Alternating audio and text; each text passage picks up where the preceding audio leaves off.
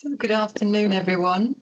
My name is Melanie Carr. I'm Head of Stakeholders and Communication Division at EMA, and it's my pleasure to welcome you to this information workshop on electronic product information, EPI. So today's meeting marks an important milestone in the journey towards digitalization of product information in the EU. It's the first in a series of 4 half-day virtual workshops where we will inform and consult stakeholders on the draft EU Common Electronic Standard for EPI. The origin of this important initiative in the EU dates back to 2017, when the European Commission issued a report identifying areas where product information could be improved. On this basis, EMA proposed an action plan, and this plan already highlighted the need to explore the use of electronic means to enhance access to product information, and priority was immediately given to this initiative. So throughout 2018 and 19, a joint EMA and Heads of Medicines Agency and European Commission collaboration worked on identifying stakeholders' needs for a future EPI and mapping ongoing initiatives in the field to create an overview of the current landscape. This included extensive consultation and discussion with stakeholders, which many of you were involved in. And that resulted in 2020 in the EPI key principles, which are the basis for EPI's development and implementation in the EU. So EPI's development officially kicked off this year with the EPI Setup project. And this is going to be the initial building block in EPI's construction. A milestone in the EPI Setup project was reached last month with the publication of the draft EU Common Electronic Standard, which is currently out for consultation until the end of July. To support this consultation, we're hosting this public information workshop today to update on the progress, present the standard and the prototype. There has been a high level of interest in today's workshop, so for practical reasons and to keep the discussion manageable, we've had to limit the number of participants in the virtual room today. However, we have made every effort to balance representation and to ensure that all different stakeholder groups have a voice today. So with us today in the virtual room, we have representatives from patients' organisations, from healthcare professionals, from academia, from representatives from the EU and international medicines authorities, pharmaceutical industry, and other developers. And in addition to today's discussion, a series of exploratory workshops will take place over the week, which will give developers the chance to try out the standard for themselves. I hope today's discussion will inform and provide good insights on the state of the project. The feedback from today's discussion, together with all the other input we receive, will help ensure that the common standard meets the needs of future users in terms of accessing, viewing, and disseminating product information in electronic format. So without further delay, I would like to give the floor to my co-chair, Professor Hernandez, who is head of the Department of Medicines for Human Use at the Spanish Medicines Agency, and who has been involved in leading this project from the very beginning from the Heads of Medicines Agency side. Over to you, Cesar. Thank you, Melanie. Good afternoon, everyone. I'm very happy and to see that despite the pandemic, we have managed this to conclude in this workshop, and that we will continue in working in this EPI that I think is a paramount achievement in the way we provide the information to the patients, but also in the way we work with the industry and we organize our business in the regulatory sector. I'm sure that we will have a fruitful meeting, and I hope that it fulfills your expectations, and that in the future we will have more opportunities to engage with all the stakeholders, because as I have said, this is of the paramount importance for the benefit of the patients and to organize our regulatory work in a more efficient way. So Melanie, over to you to start with the important remarks for the meeting. Thank you, Cesar. So I'd like to highlight a number of practical points before we start. We recommend that you join Webex using computer audio instead of by phone for the best experience.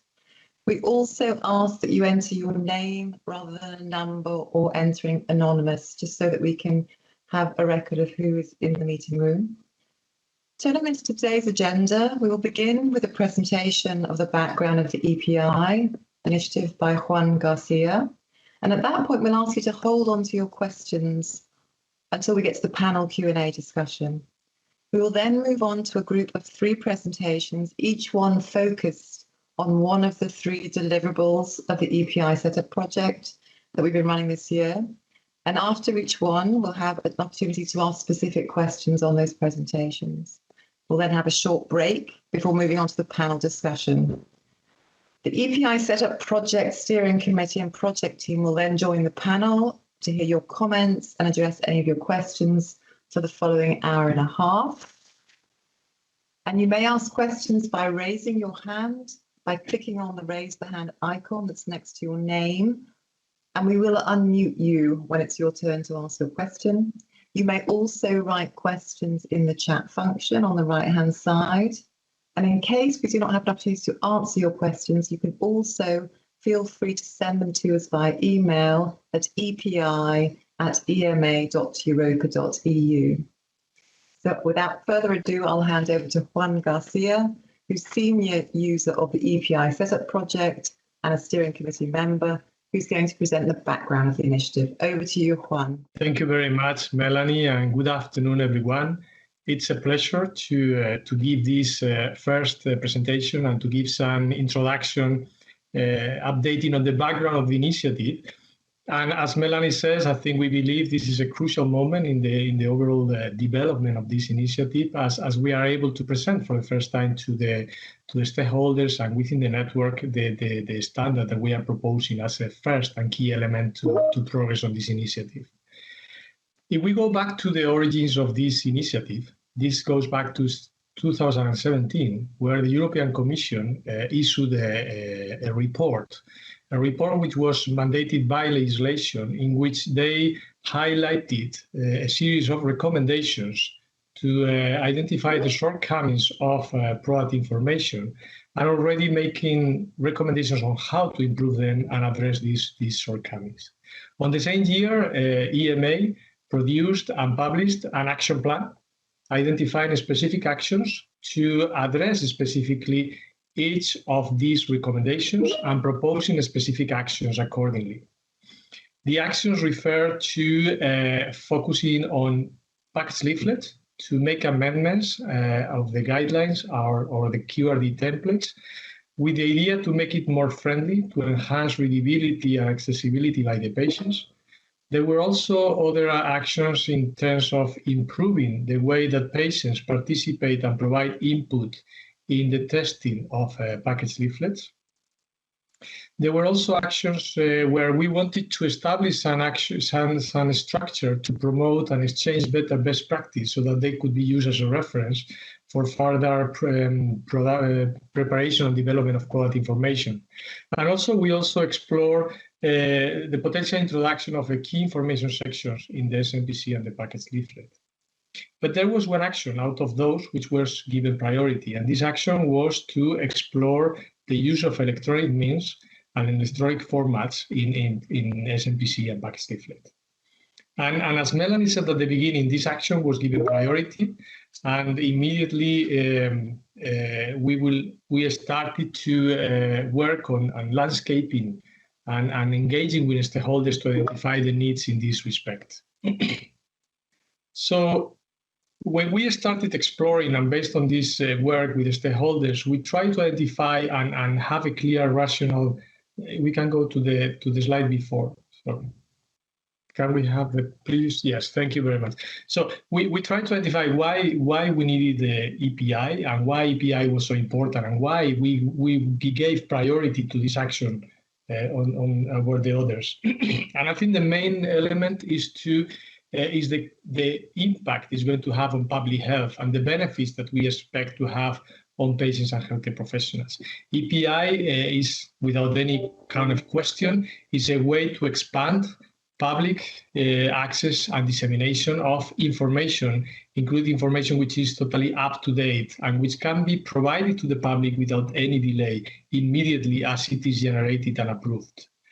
At the same time, we look at also gains from a regulatory point of view and for the network, because it's a way to facilitate access to medicines data across the different regulatory procedures.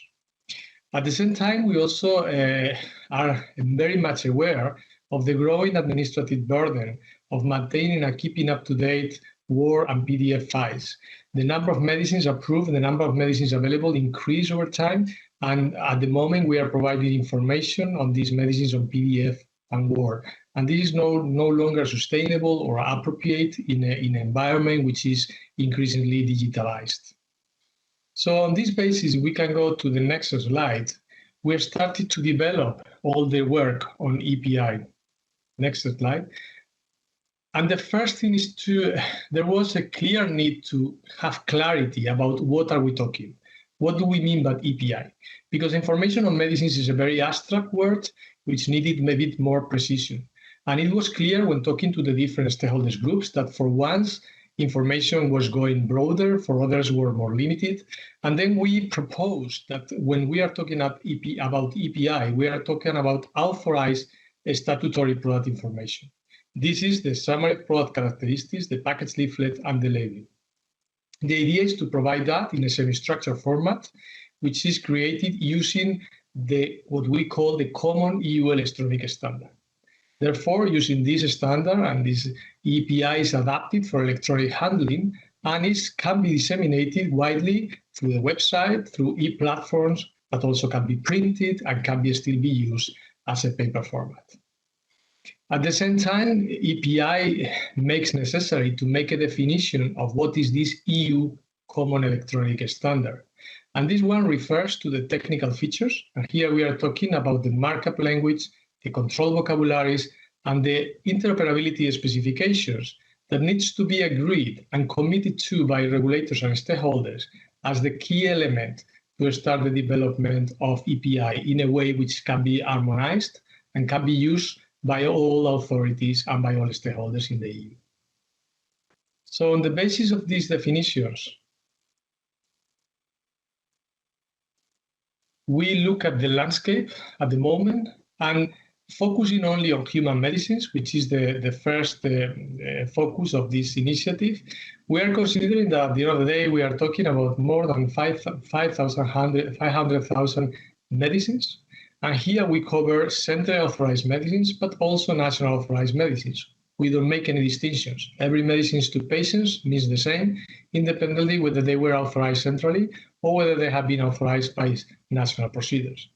And one characteristic, which is an idiosyncrasy of the EU system, is the multilingualism. We are talking about 24 official EU languages, including Iceland and Norwegian. And this makes a little bit clarify the scope of the project and the elements that we need to cover. When we look at the authorities in different EU countries, we saw that many of them provide product information in PDF, as we mentioned, but already some of them are already using electronic means, such as Spain and others, and there are many ongoing activities. Companies as well are providing sometimes electronic product information, and some are collaborating with national authorities, piloting and developing some of these initiatives.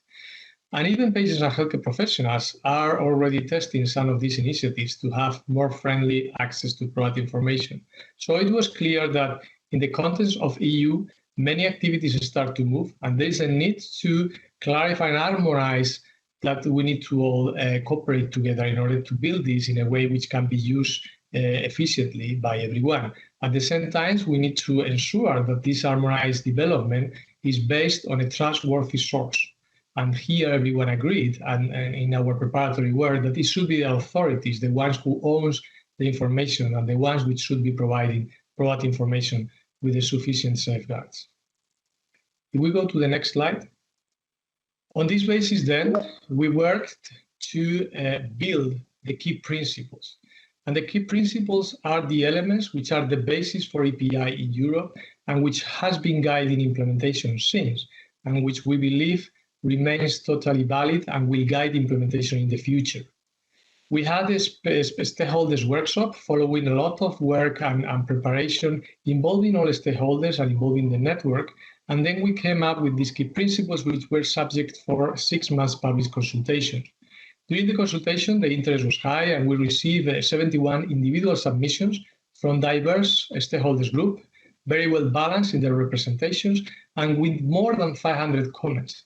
But the constant during this consultation, something which was clearly coming up, is the high interest and the whole support from all the stakeholders group to really advance this initiative on the need and the added value that it will bring when it is fully implemented.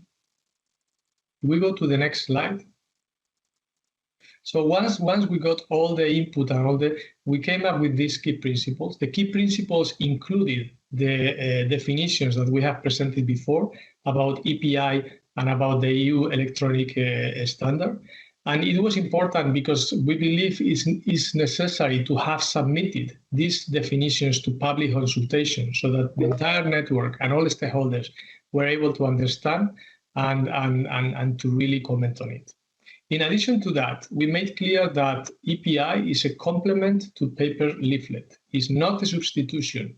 And what we expect is that electronic means will complement, will add, and will suffice let's say the limitations that very often we have identified with the paper. But we also acknowledge the diversity of needs in the EU population and the need to coexist with a system which allows paper leaflet to also complement electronic means. At the same time, we have made clear how multilingual element is the key ingredient to EPI. And hopefully we can see today and we can display how this is going to be integrated from design on the whole tools. Open access is very important. We need to ensure that product information is a source of knowledge, is a way to guarantee safety of patients and to promote public health, but needs to be accessible to everyone, free of charge and openly. And this is importantly clarified in the key principles. One important element is the need to apply flexibility of implementation. And member states and stakeholders will need to commit to implementation of EPI according to timelines and according to a specific plan that needs to be agreed by everyone. However, we need to acknowledge, and also based on experience on similar projects, that we need to really allow some degree of flexibility in order to be successful and to ensure that we have a coordinated, harmonized approach. And in this respect, we are proposing, and we will discuss this more later today, like a pilot phase in which EMA and some pioneers member states will be more into hands, while others will join the initiative at a later stage, but all within agreed timelines and clearly defined. And finally, an element which has been highlighted of high importance is the need to ensure interoperability of EPI with ongoing EU health initiatives within the network and even beyond. We need to ensure that EPI, and we acknowledge EPI is a complement, is an element which is crucial to many of the EU health initiatives that we are discussing now, such as e-prescribing, e-health records, etc., and where we need to ensure that everything is integrated and everything can operate with each other. Next slide. So on the work that we've done, we would like to illustrate some of the cases, examples where we can, I think, display quite well the benefits that the EPI will have to the different stakeholders groups and to the different parties.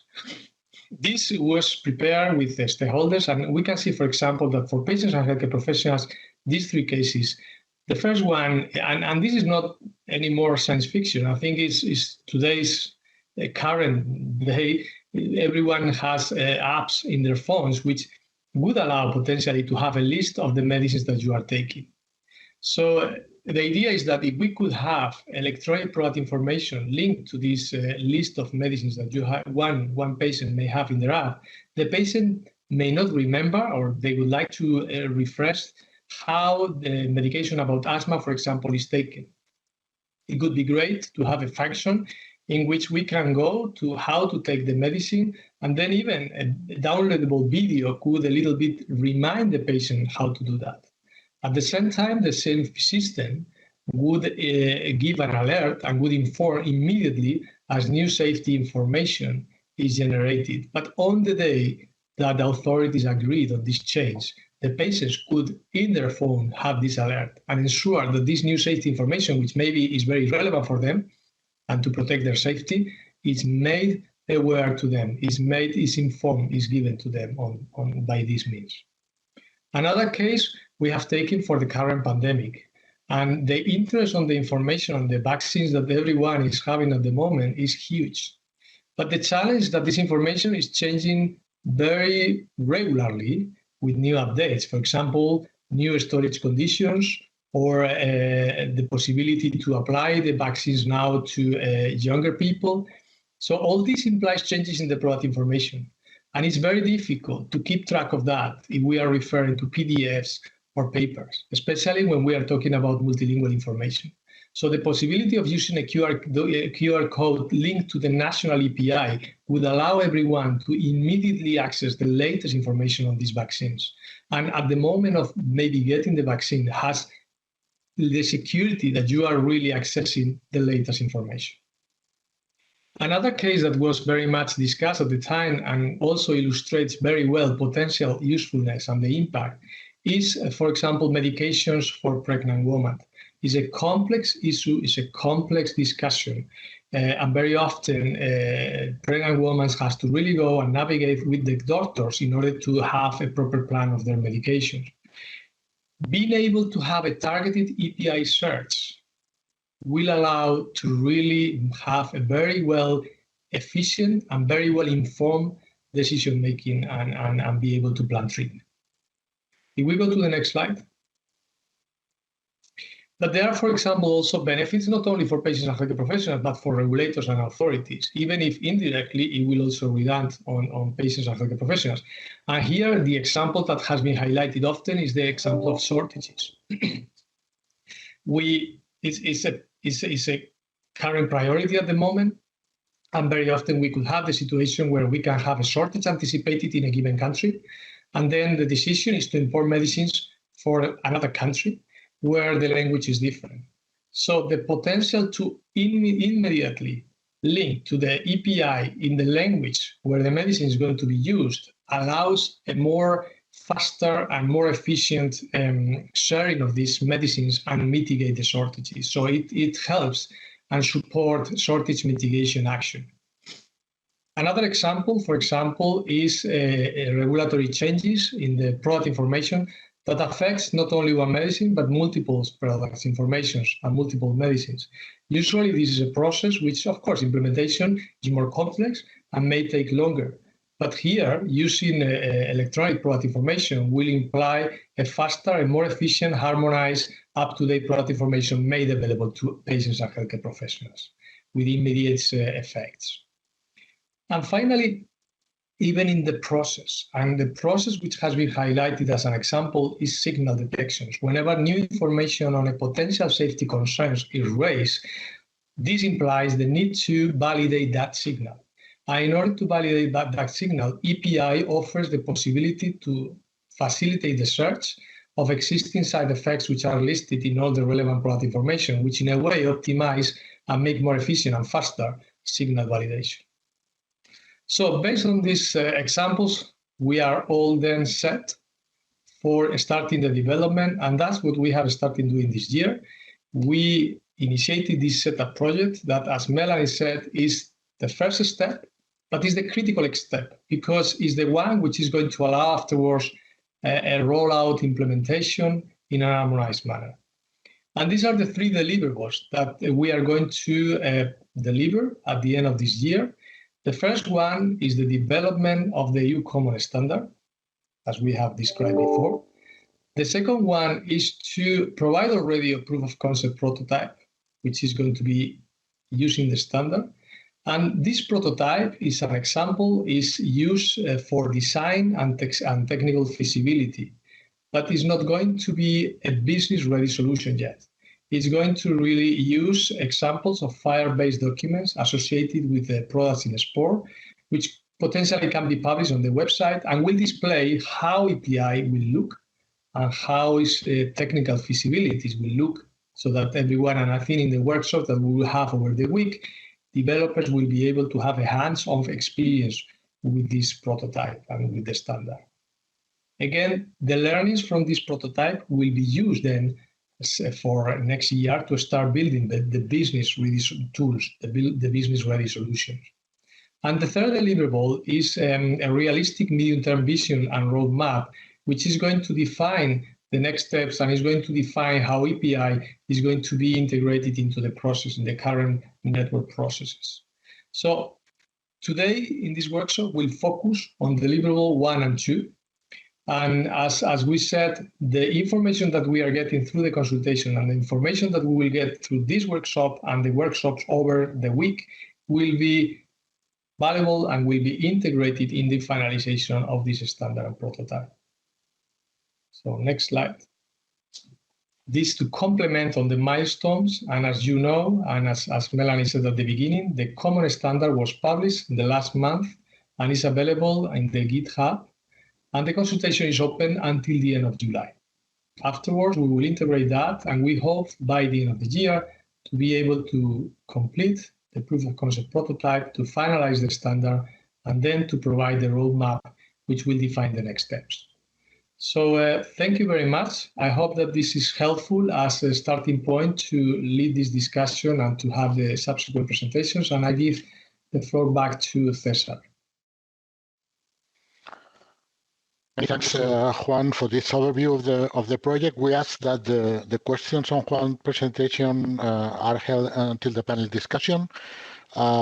So we will now move to the next session point on the deliverables of the EPI setup project. And Gustavo Rodriguez, that is the solution architect on the EPI setup project, will begin by presenting the EU common standard for the API. Gustavo. Thank you very much. Thank you, Cesar. Hello, everyone. Yeah, with this presentation, I would like to just give you a quick overview of what the common standard based on FHIR that we have put in place for EPI looks like and the basic principles that underpin it. So we can go to the next one, please. And I will try to speed up a tiny bit so you can have time for questions. As Juan already explained, not only have we worked on defining the standard based on FHIR for harmonized exchange of this information across the regulatory network, but also we have put it at work. We have actually built a small prototype seeing how it works. Is it feasible to do this? Are there any learnings? Can we integrate with SPOR? All of these things. And we will use this to inform this together with the feedback that we will provide to inform our decisions for our vision and roadmap. So next one, please.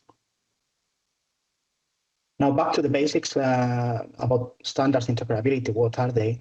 I mean, it's needless to say that data is it plays a very prominent role in every organization in the world nowadays, and that means the data is really an asset for the organizations. The thing is, the data can only be leveraged if it is understood, and by that I mean if it is syntactically and semantically understood. And it's important to note that data is also typically managed by information systems. Yeah, these information systems, they own a certain piece of data, and they need to really collaborate with each other to kind of make a sense or higher sense out of that data. And this collaboration between systems is what we call interoperability. Now, data formats and exchange formats, they are really the cornerstone of interoperability.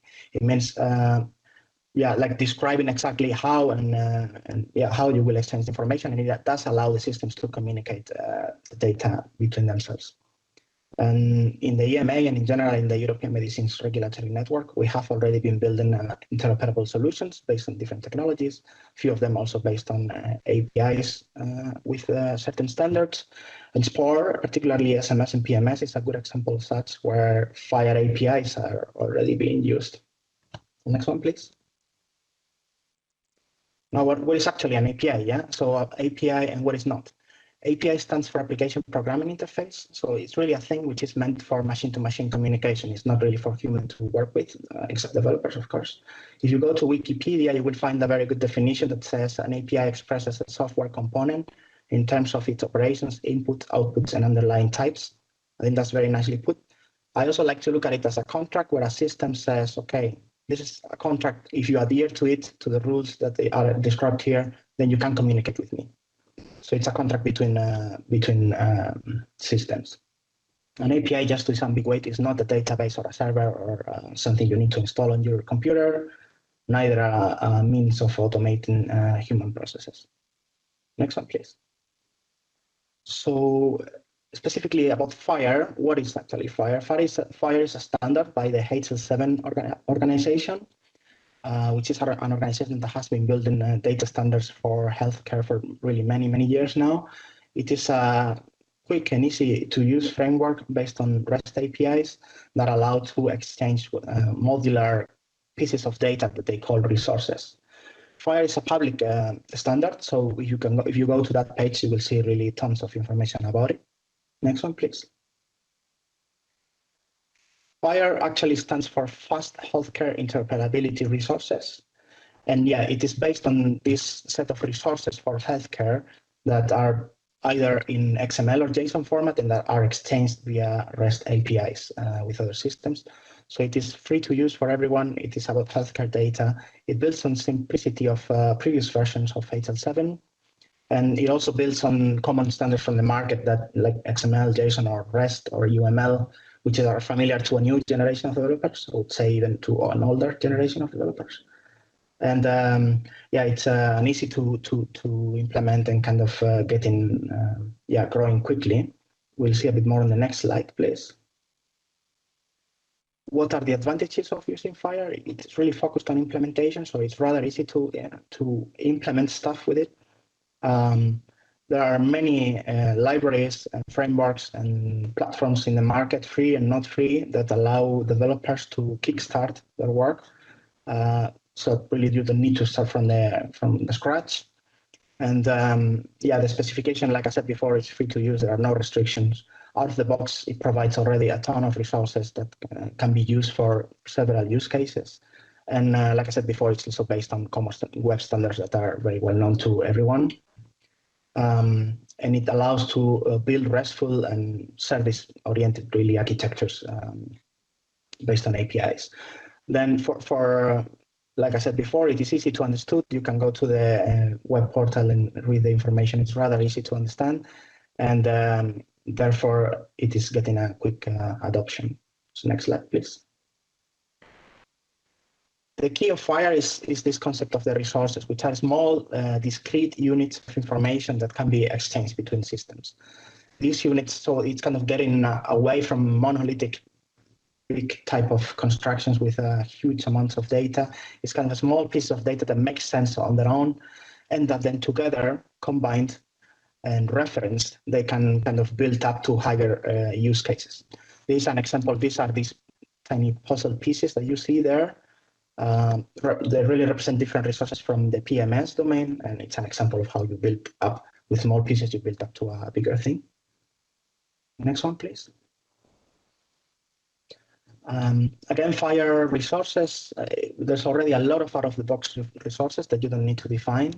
They are available in the portal that you will you can either find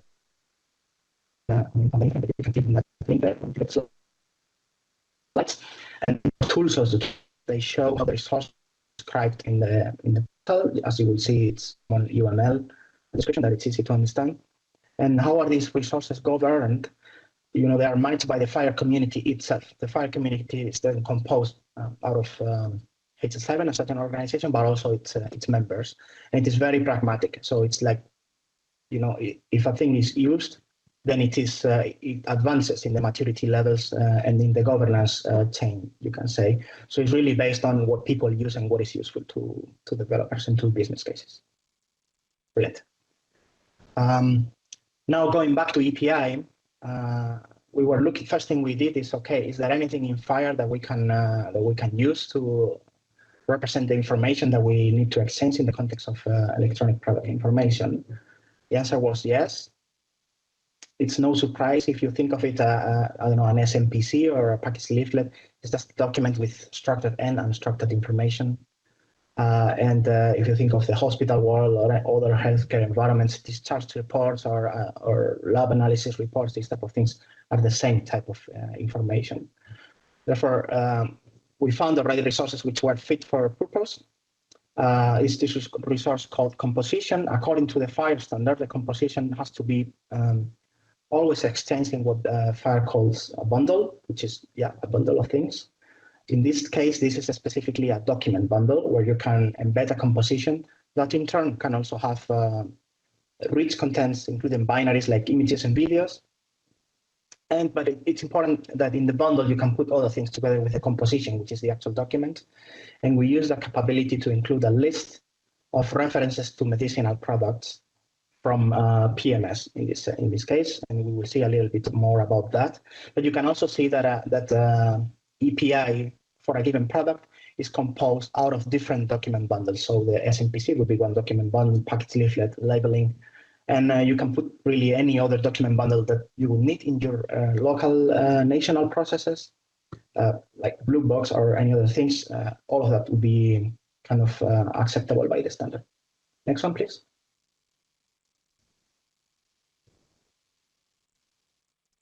Okay, so, but we're talking FHIR and compositions and things like that, but actually an EPI is a document that follows a given structure that we already know, which is this QRD, it follows the QRD template. If we look at the example of an SMPC, a QRD template is also not a very special thing. Yeah, it's basically a list of sections that have certain content, and these sections they can be hierarchical, so there can be sections within sections, as you can see on the left side of the slide. How does this map to a composition on the right in FHIR on the right side of the slide? Well, it's really just that. The composition has some metadata that is not listed here for simplicity, but then it has sections that can contain sections and nested sections all the way through.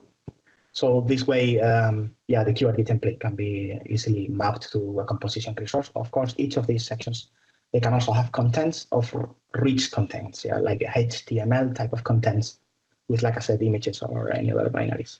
Next one, please. There's a question in the chat, which I think I will answer with the next slide. So yeah, EPI and SPOR, how do they play together? So that's the thing, they play together. Just to recap, SPOR uses FHIR to represent IDMP compatible products and substances, whereas EPI uses FHIR to represent unstructured documents, in a bit of a more structured way with metadata, with annotations. Yeah. It's important to note that EPI and SPOR resources, they do not overlap. What they do is interconnect. So, both systems, they really share interoperability principles, a lot of best practices. We also even share technical platforms to build them, and any client could also use common tools and common best practices to integrate with both. If we look at the details, here on the right-hand side, you find the SPOR resources, a subset of them. Okay, there's a bunch more. The key of them is the medicinal product definition, which is what the product really is. But then the product has other things. Yeah, it has links to substances.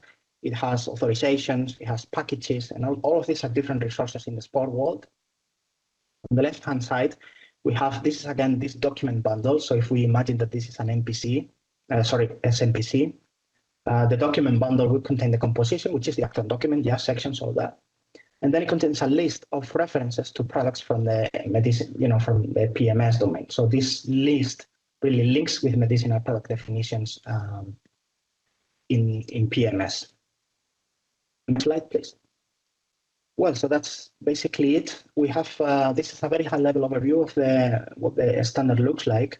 In GitHub, you will see much more detail in the API specification that has been published. You will also see some additional resources like XML representations of the QRD template and transformations that would allow you to render that in HTML, these type of things. And we're really looking forward to getting your feedback. We're sure it will be valuable, and I think you can provide it already through our survey. Thank you very much, and over to you, Cesar. Thank you, Gustavo. We have now 10 minutes for questions, specifically regarding to FHIR and the common standards. Other topic will be addressed later. In case we don't get to all the questions that are done by the attendees. The remaining questions can be raised later in the panel discussion. So over to you, please, as Melanie said, raise your hands if you want to intervene, or write your question on the chat box, and we will try to. If I may, Cesar, we have 3 questions in the chat, another one coming in now.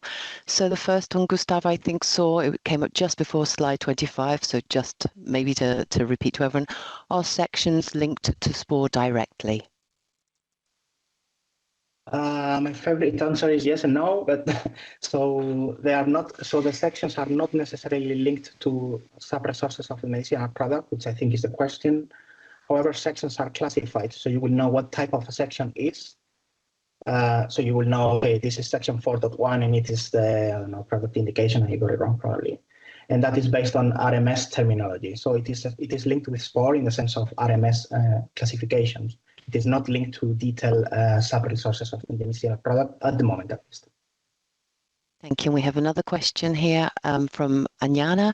How do you envisage the FHIR EPI, FHIR SPOR standards aligning to ECTD standards? As far as I know, there is already some work being put on the modeling of EAF with FHIR. And you know that, and the EAF, of course, is part of ECTD. Now, ECTD is a much bigger thing that has its own life. What we need to achieve is that the pieces of them, they can interconnect and they can reference each other. Thank you. Another question here from Peter Backman. How are EPI and SPOR interconnecting? Yes, there are a few questions on that same thing. Sorry, Gustavo, to interrupt you. Also, will the link to SPOR be via the PMS ID? So I suppose maybe you want to cover that as well. Yeah, so if you can go back a couple of slides, slide 25. Actually, I think it's the question I spotted while I was explaining the slide. So basically, the EPI documents, they contain a list of references, which is based on the PMS identifiers of products in PMS. And this, so for example, in this, if this document bundle refers to Acme drug, Acme drug will have an identifier in PMS or multiple. And then these identifiers will be contained in the list of EPI, but the actual contents of SPOR are left in SPOR. Okay. If we're okay for time, there are a few more questions. I'll carry on with them. How do you deal with the indication resource? This is part of QRD and also in the medicine product definition. I don't know if that's a question for you. Links a tiny bit with the thing I mentioned before about the linking resources in the sections. So the indication is just, just another section from the EPI point of view. Is just a section with contents. Yeah, we don't have a link to specific indications in SPOR, at least for now. Okay. The level of integration is at product level. Okay. A few more questions. One's carrying on the same, and then they're getting slightly broader or and even very interesting. What could the support batch? How could this support batch-specific EPIs? How could this support batch-specific EPIs? No. And that may be a question we want to answer after we've given it some thought, maybe via email. I think so, actually. Yeah. Okay. So the batch-specific one, that was from. Just to clarify, it refers to, you're referring to batches of batches as actually marketed. Yeah, batches of. Yes. Yeah, so. That's from Daniel Fritz. If you would like to email that to epi@ema.europa.eu, we would have a greater look at that. Yeah. We have a question here about the PIM project that was put on the shelf. Is the EPI team taking any learnings process-wise and organizationally from that project, or is this a fresh start? I don't know if that's actually for one of the chairs to take. Maybe we'll hold that till the end. And another one that seems not quite so FHIR-specific, perhaps relevant though, and very interesting. Did you consider using or to use blockchain technology for the EPI? Probably a question to hold on to, if the chair would agree. Back to the more specific ones here. Thank you, Daniel, for clarifying. Would each patient call the EPI service, e.g. through a mobile app? That's a very interesting question, actually. So the thing is, the EPI API will allow to build services. Yeah. Then somebody could develop a mobile app that uses the EPI API, of course, within the quotas in terms of service of the service. and why not? But this is kind of outside. We provide the API, the service, and then all sorts of added value services can be provided on top, certainly. And then again, a broader question from Ken Thursby. I'm sure this will give more debate, so maybe we'll hold it till the end, talking about the use of the new standard across the life cycle of EPI. Back to you, Cesar. No, thank you, Christina. I saw a hand rise, but it disappeared. Maybe it came through the chat then. Okay. Thank you for the other questions. We'll hold on to them. I think we'll tackle them at the end. Okay. Thank you, Christine. I think that if there are no more questions in the chat or by hands raised, we will move onto the next presentation from Elizabeth Scanlan, that is the project manager of the API setup project, and the presentation will be dealing with the proof of concept prototype. Elizabeth, the floor is yours. Go ahead, please. Many thanks, Cesar. So as you just heard Gustavo talking about the first deliverable, which is the EU common standard, now I'm going to focus on the proof of concept prototype part of the project. So the proof of concept prototype was carried out in order to test the standard. So it's going to do this doing this by creating example FHIR-based EPIs based on the FHIR XML template, which is one part of the standard, which is under consultation at the moment, and then making these EPIs available and accessible via an API, and you can access them using the API specification, and that's the other part of the standard under consultation at the moment. These example EPIs are associated with products in SPORE. SPORE is the data management services for master data on EU medicines. And we're also publishing these on a website. So the proof of concept prototype allows developers to test and review the standard. It allows us to demonstrate the EPI to all stakeholders. And also performing this proof of concept exercise has given us learnings, and we can feed back these learnings into our plans for future implementation. So we made example EPIs, and we made them from the existing PI documents. So the existing PI documents that are available to the regulator are as PDF or Word format. So we decided to go to the FHIR EPI via an intermediate HTML step. So first of all, using standard Office functionality, we transformed PDF from Word to HTML. And we also started off with the Word documents and transformed them to HTML. And then we had a look at the HTML to see how well that had worked. Not entirely unexpectedly, with the PDF to Word to HTML pipeline, we saw a large number of issues with the HTML in comparison to the original document. And we classified these as issues with formatting, issues with content, and issues with structure. By the way, we performed this activity with around 70 PI documents. So when we looked at the Word to HTML, we found a significantly lower number of issues, and we were able to, in fact, identify possible solutions that we could use and workarounds for these issues in future. As you probably know, the PDF documents are, of course, far more accessible because they are available on the EMA website and on the NCA websites in the national regulators' registers. Nevertheless, we decided to use this Word pipeline because of the very significantly lower number of issues we saw with the HTML. So here's a description of the whole pipeline. I'm going to go through it in a little bit more detail.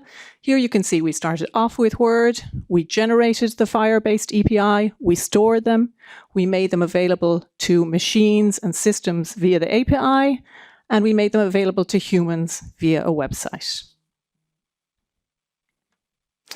So I go into the steps of the pipeline in a little more detail. First of all, we had some pre-processing of the Word documents. So we performed some preparatory steps with the Word documents that could eliminate some of the issues we had seen before in the HTML. Then we saved the documents as HTML, and we performed a cleanup step to remove some unnecessary HTML. The next step was to extract the text and arrange it according to the FHIR XML template. So we performed this using a matching algorithm. So we created the matching algorithm, and the task of this algorithm was to allocate the text to identify which part of the text were QRD template headings and which part were content. And the algorithm did this using some basic natural language processing techniques, which we then tweaked for languages in order to produce better results for the different languages.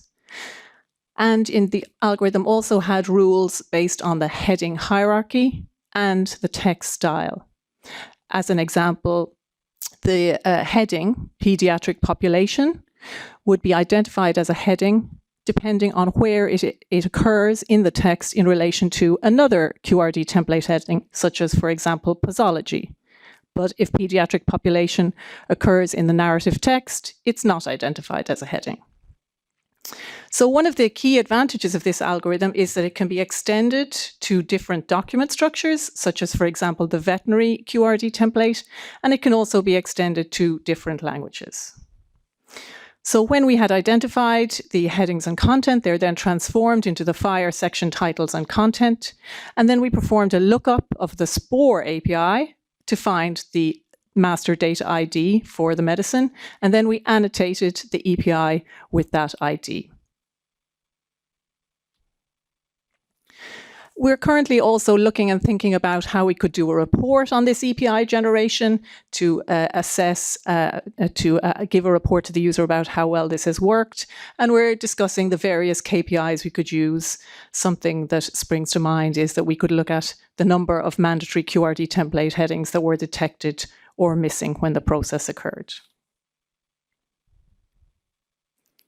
So the FHIR EPI is then created and stored to the prototype FHIR server. And then the information in the server is exposed via an API. And this allows machines and systems to access the EPI data in the server. And indeed, the website, the prototype website we created, also accessed the data using this API. And as I mentioned earlier, the API specification for this is part of the consultation. And then, as I mentioned, we published the example APIs on a prototype website, and the website is using the API to pull the EPIs to display. So as this is a proof of concept, we have a pared down web display, but indeed it shows that in the future, the API could be used to create websites that could have advanced features such as innovative searches, versioning and looking at previous versions of the API, and also high level of accessibility features. So now I'm going to take a closer look at the prototype website. The website begins with, we have a disclaimer in front of our website to state that this is for demonstration purposes only because the information isn't kept up to date on the website.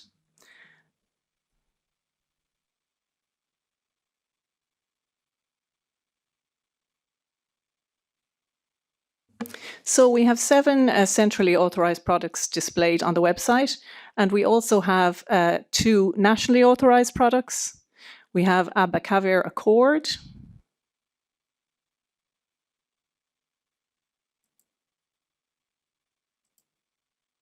which is a Swedish nationally authorized products displayed.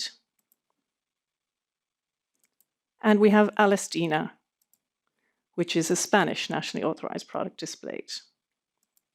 And in addition, we also have a veterinary medicine and the different sections of the product information, just to show that the matching algorithm and the proof of concept can be extended to veterinary medicines. We mentioned that there is linking to SPORE, and in it, I just want to point out that in this display, for example, the marketing authorization holder information here comes from SPORE. So we can take a closer look at this centrally authorized product Skillerance. So as you can see, you can navigate to the sections of the document here along the left-hand side, and we have the summary of product characteristics, the Annex 2, the labeling, and the package leaflet displayed. The information is available in 25 EU languages. For example, here we have the Bulgarian version. We have the Greek version here. And we have the Maltese version, and so on.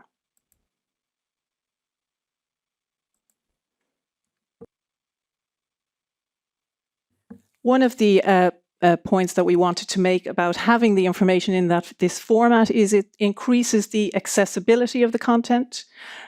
For example, you can use, when the content is available, using these headings so that you can jump between different parts of the content. And when the content is available marked up like this on a website, it makes it easier to use functionality such as Edge's read aloud function. Table of contents. What is in this leaflet? 1. What Skillerance is and what it is used for. 2. What you need to know before you take Skillerance.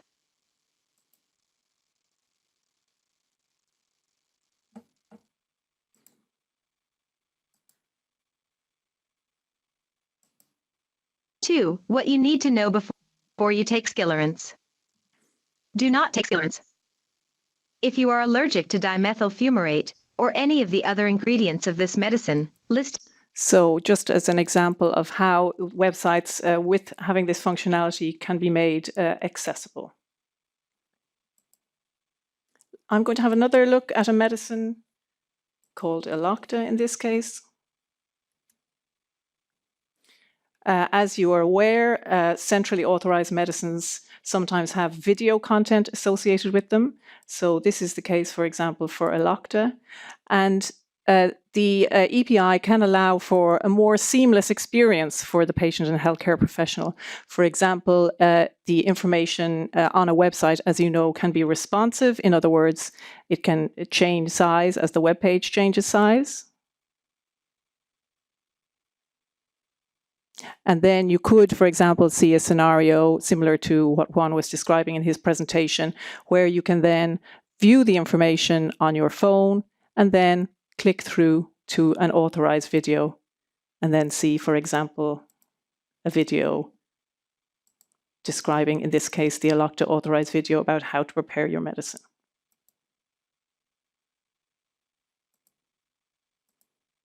So another functionality which can become much easier when information is available in this format is really getting to the information that you need. And I think Juan was describing this earlier in his presentation as well. And also looking at the information you need for more than one medicine.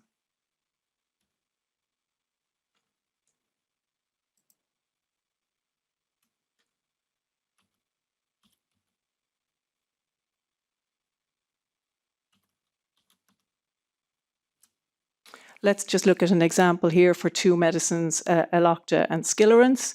It may be, for example, you could see the scenario where you're planning a pregnancy. You could have a look at the pregnancy section of the package leaflet much more easily. For Elocta, you can see that if you're pregnant or breastfeeding, you should discuss with your doctor or pharmacist. Whereas for Skillerance, you can see that you should not take Skillerance if you're pregnant or trying to become pregnant.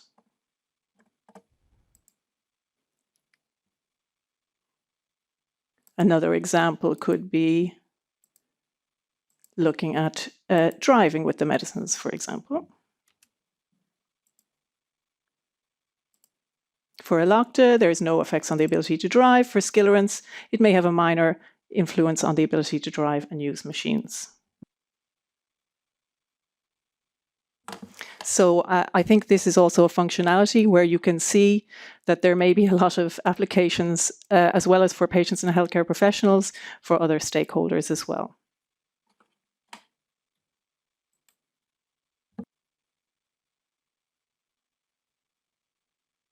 So by going through this pipeline and by demonstrating some of these examples, we feel that we have proved the concept that the EPI based on the draft common standard is multilingual, can be made accessible, is user-friendly, is interoperable with SPOR master data and can provide benefits of structured data, And in this prototype, we generated the EPI from the existing Word PI.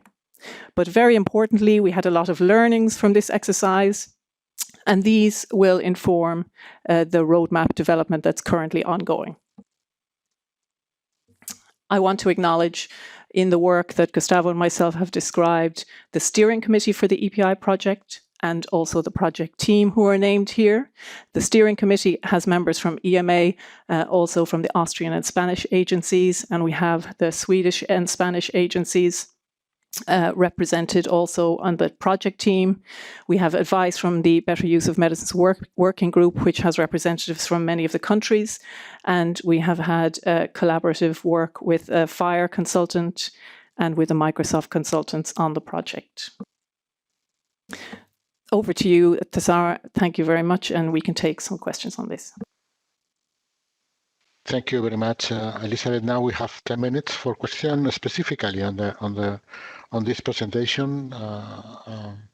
We have a number in the chat there as well. Okay, go ahead. I'd firstly like to repeat Ken Thursby's comment that he's liking the structure, the language availability, and the voice accessibility, along with a link to the media video. So thank you, Ken.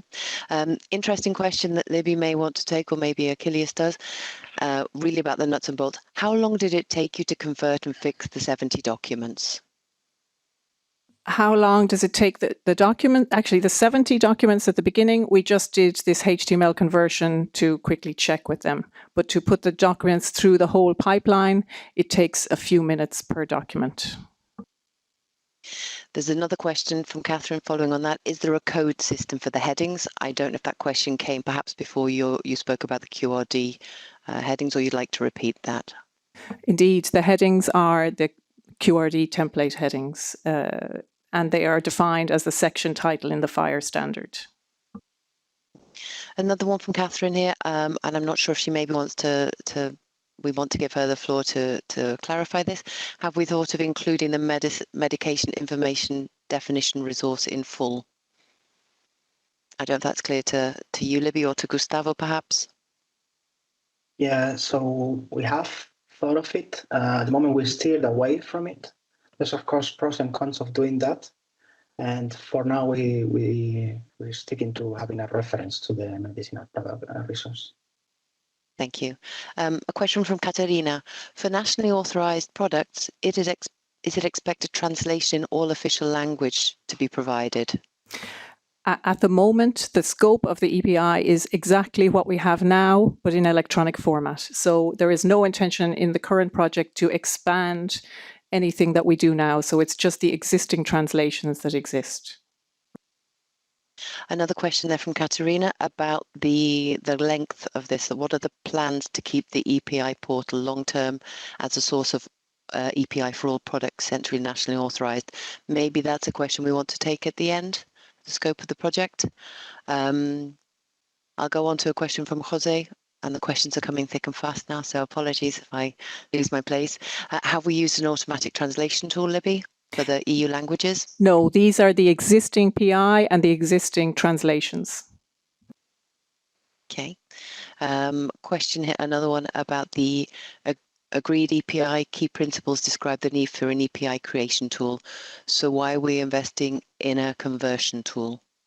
Actually, we're not currently investing in any tool. We're just performing a proof of concept exercise for the reasons that I laid out in the initial slide to discover more about the standard. So this is a proof of concept exercise. It's not a tool that will be used in business. Thank you, Libby. And I think just two more questions here from Jeanne de Belly. Will it be possible for patients to also analyze medicine-to-medicine interactions via the EPI tool? And if yes, how do you envision the interpretation of possible non-clinical relevant interactions, which could be perturbing for patients? We at EMA, we just aim for transparency. We give the product information that's in the PI already out. We're simply providing it in a format that is going to be easier for people to access, but it's the same information that's currently available today. Thank you. And I think this is the last one for now from Ben. Well, I spoke too soon. From Benti. What about product leaflets for parallel imported medicines? This will certainly be part of, I think, where EPI would provide benefits in the future. Indeed, we're currently working on the roadmap about which medicines would be implemented first, and this is something that we need to consider in the roadmap. But I think there are certainly obvious benefits that would exist for parallel distributed medicines.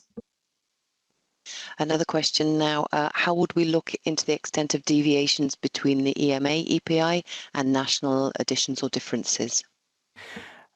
Actually, going forward, this is part of what we need to do together in terms of the implementation, and it's something we've already learned a little bit when we've been looking at it in this project. And all we can say really is that we're planning on a harmonized standard across the EU, and we're planning to work on this together with EMA and all the member states. Thank you. How about new EPIs when they're being developed? Do we use a QRD template and then convert them to HTML? This will be part of, at the moment, our goal this year is to agree the standard, test the standard, and adopt the standard. But exactly the business processes and what will be done and in what order will be part of the implementation and the roadmap going forward. Okay. Do we know if there's an interoperability with SPL in use in the US and Canada that might allow cross-regional product information alignment or comparison? So SPL is a HL7 standard. It's a slightly earlier standard than FHIR, so that automatically gives the fact that there is a certain level of interoperability. When the data is available in the EU with the FHIR standard, that will make the data so-called fair, findable, accessible, interoperable, and reusable. So that will allow a level of interoperability with the FDA standard. Okay. I think the next question we have a clear answer to. How are data privacy aspects addressed with this centralized solution? So we believe that the data privacy law in the EU is, as has recently been updated, is very stable and robust. The EPI itself does not contain any personal data, but were there to be any apps or any developments based on EPI that collects personal data, they, of course, have to comply with the current EU legislation on data protection. There's a question about any plans to include text in Braille. We have text in Braille currently available on the labeling, and it's something for the EPI project. We only plan to work on the content we already have, but it's certainly something that we're considering as part of making the information as accessible as possible. But we will be working with the PI as it is now initially in this project. So we won't be making changes to the EPI content itself as it is now. Okay.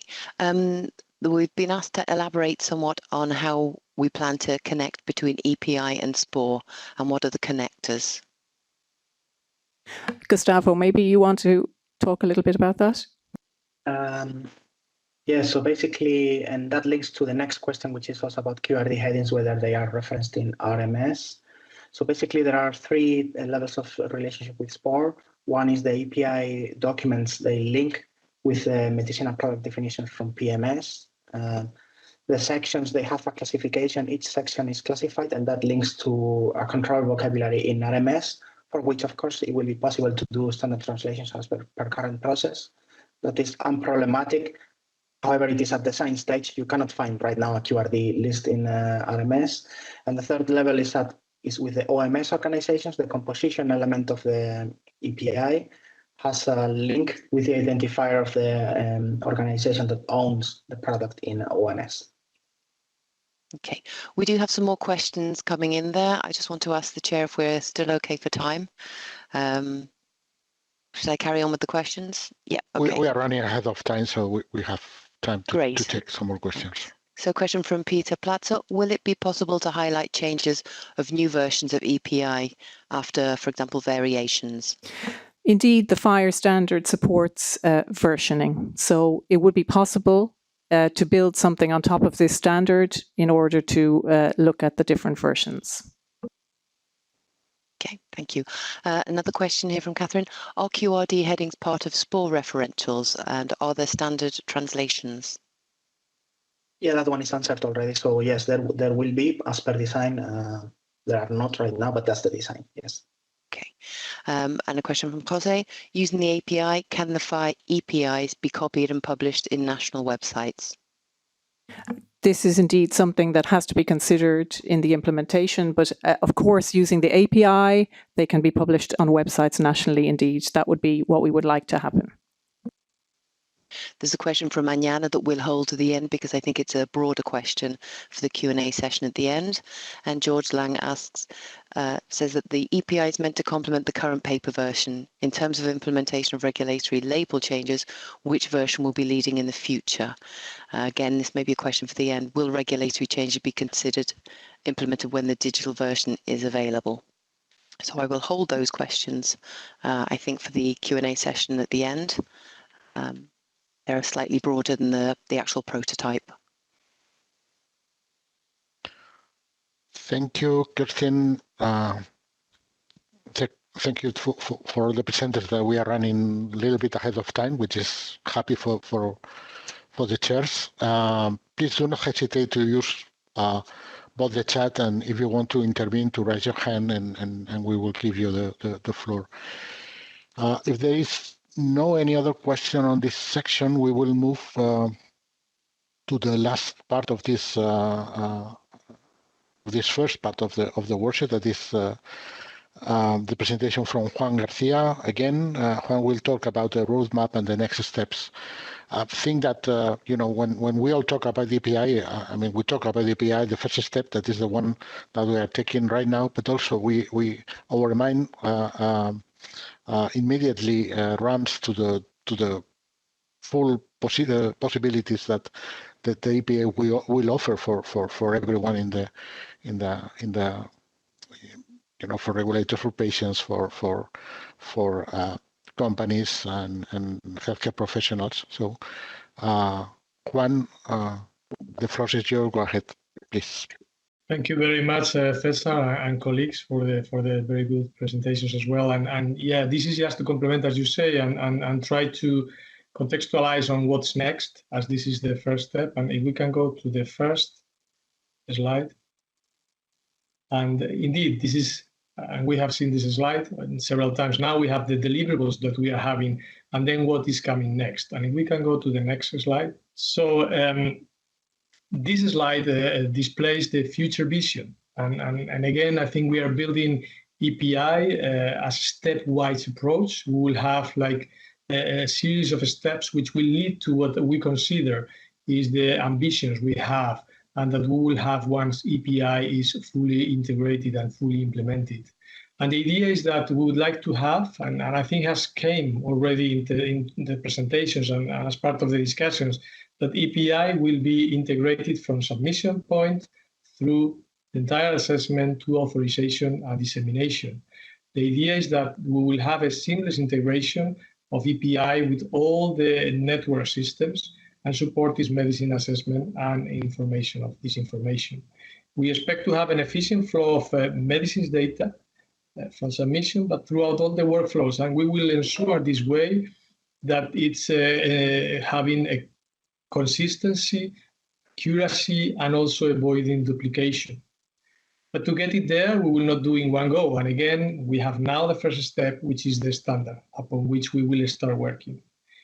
The future vision will integrate, as you can see in this slide, electronic application form with integrated with the SPOR metadata, and then afterwards everything is integrated in the assessment process. Everything will be held on the API repository, and from there will be offered openly. It will be open access and will be displayed on the EMA website, on the websites of the national authorities, but also will be able to be used by third-party websites, by apps, by the public in general, by e-health systems, etc. So to get it there, the first step we will display in the roadmap, which is currently under preparation, that I will hope to have it ready by the end of the year, how we are going to build based on the agreed key principles towards this vision. And we are going to do that based on learnings first, from these first steps, from the common standard, from the proof of concept, but also learnings from other experiences and from other projects from the past. The roadmap will be a living document which will have to be updated as we move forward. And here is again the principles of agility that we want to develop this project using incremental development strategy.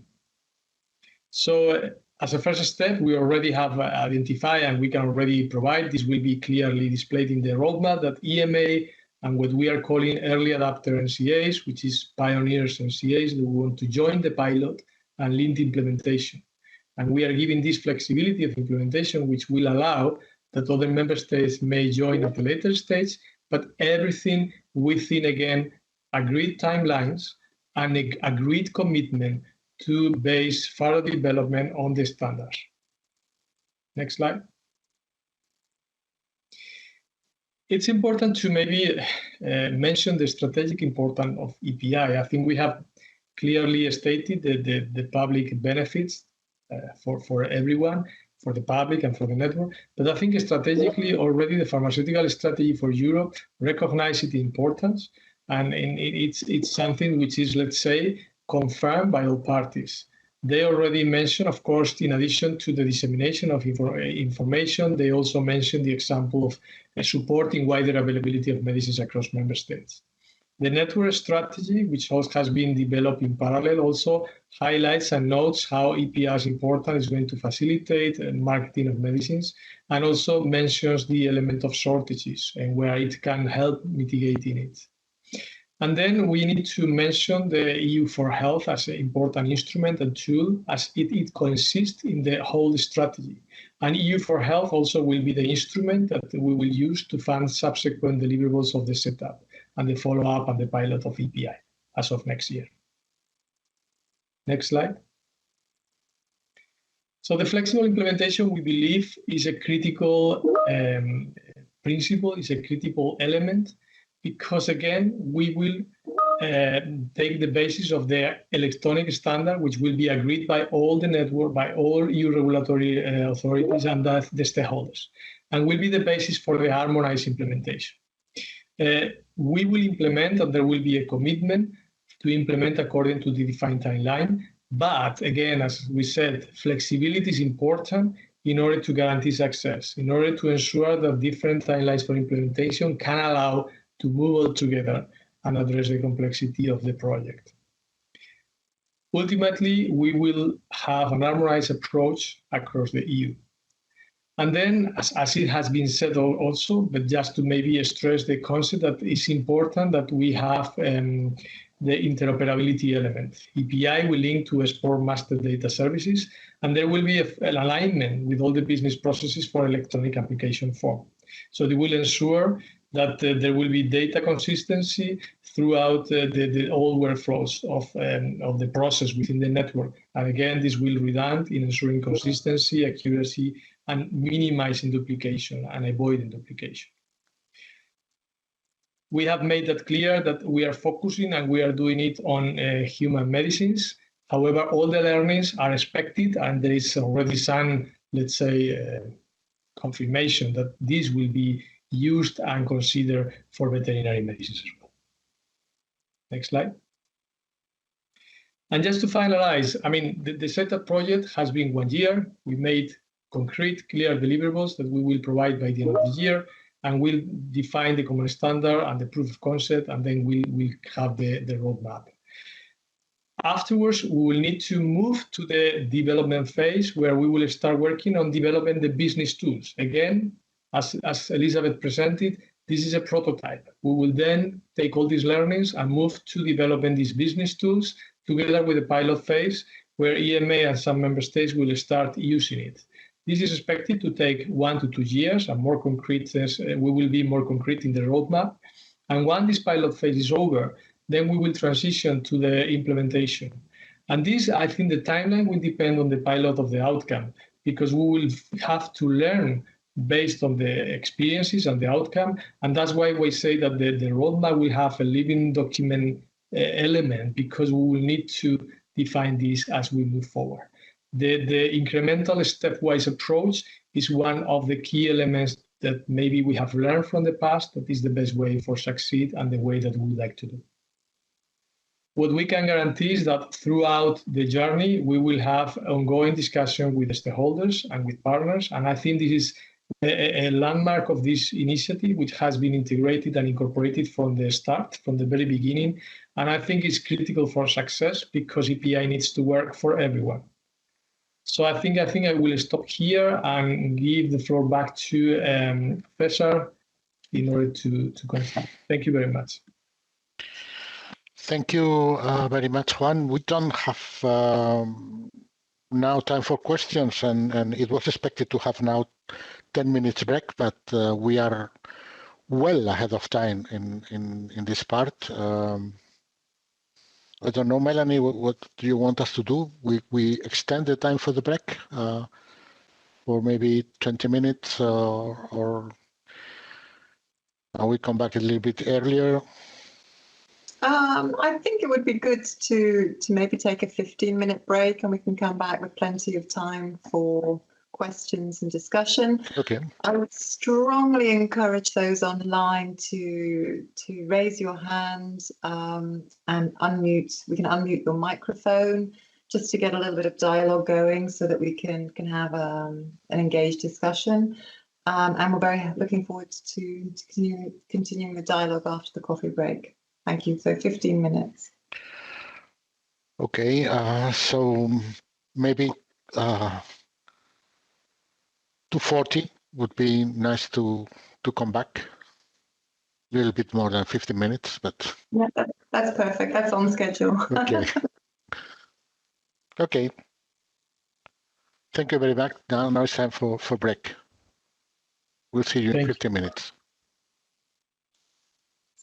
So it's 2:40 by my clock. So I'd like to welcome everybody back to our panel discussion. And I must say I'm really pleased to see the level of questions coming through. It's really great to see the engagement from all the participants present.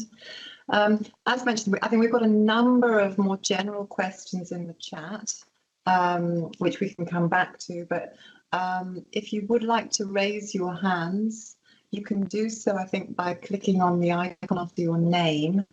And then the colleagues will switch on your microphone. We can't activate the camera, unfortunately, but we should be able to hear you ask the question.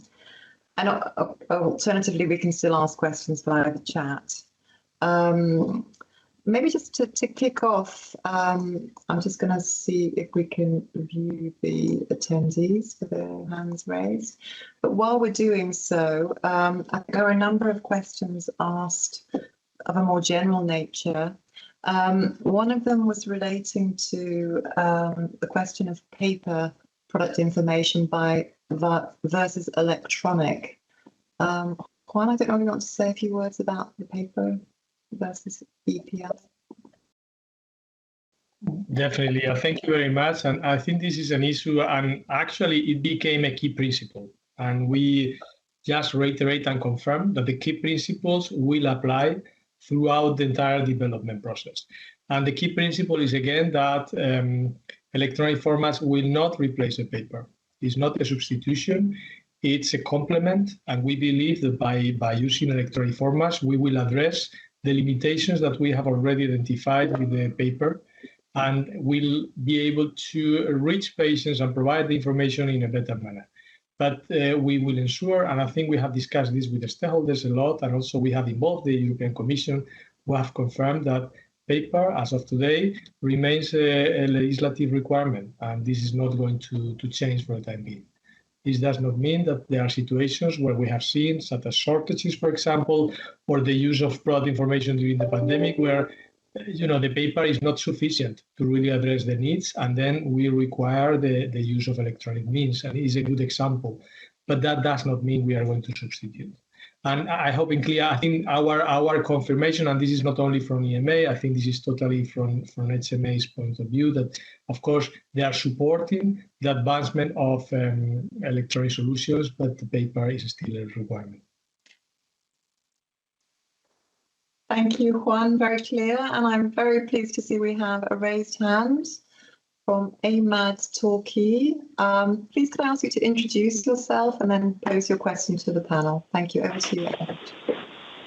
Sure. Good afternoon, everyone. I'm Ahmad Torki on behalf of MSD representing EFIA. Thank you all for a very clear and concise presentation. I think it's very helpful to get the insight of the next steps moving forward also with the consultation.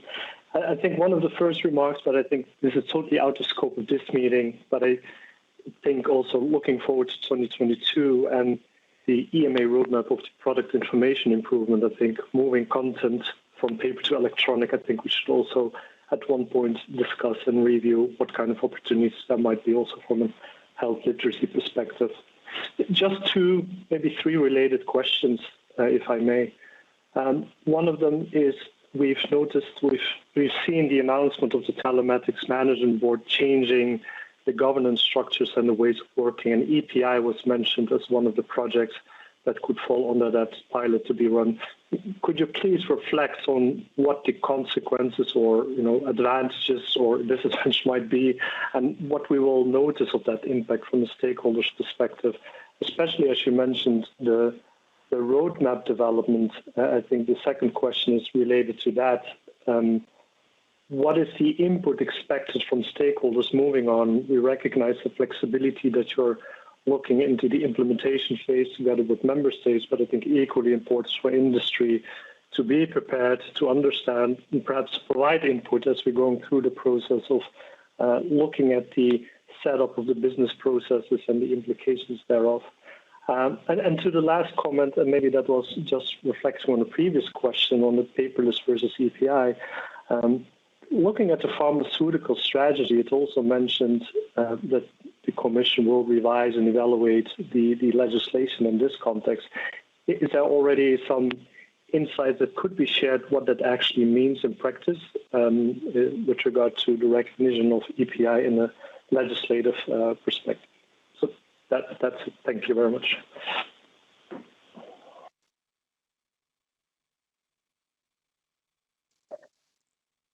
Yeah, thanks, Ayman. I think you had a number of questions in there, which are very much appreciated. So perhaps I can cover the first one, which was about the information management governance. And you mentioned the fact that we might be adapting the way we work within the telematics governance structure. So indeed, at the level of the management board of the agency, that we have had discussions about information management governance, and that was discussed at the June management board meeting. We are currently operating as business as usual. We're scoping changes on the governance, and any impacted parties will be contacted in due course, and we would communicate out publicly once those changes have been made. But this all comes back to the comments about ensuring reinforcing alignment with other telematics projects, which will also be picked up as part of the governance review. You had a question on Pharma Strategy. Maybe I can take that as well. So what this means in practice, of course, is that we have a very strong commitment across the network from the European Commission, as was outlined by Juan in his presentation in Pharma Strategy, but also across the network with the national competent authorities when we develop the joint European Medicines Agency network strategy for the next 5 years. And also within the regulatory science strategy, EPI was picked up as an important area to work on. So concretely, I think that means that we will all be working very hard to get this pilot phase off the ground once we're through the setup project. And we're looking forward to collaborating with stakeholders on the roadmap and in through the next steps.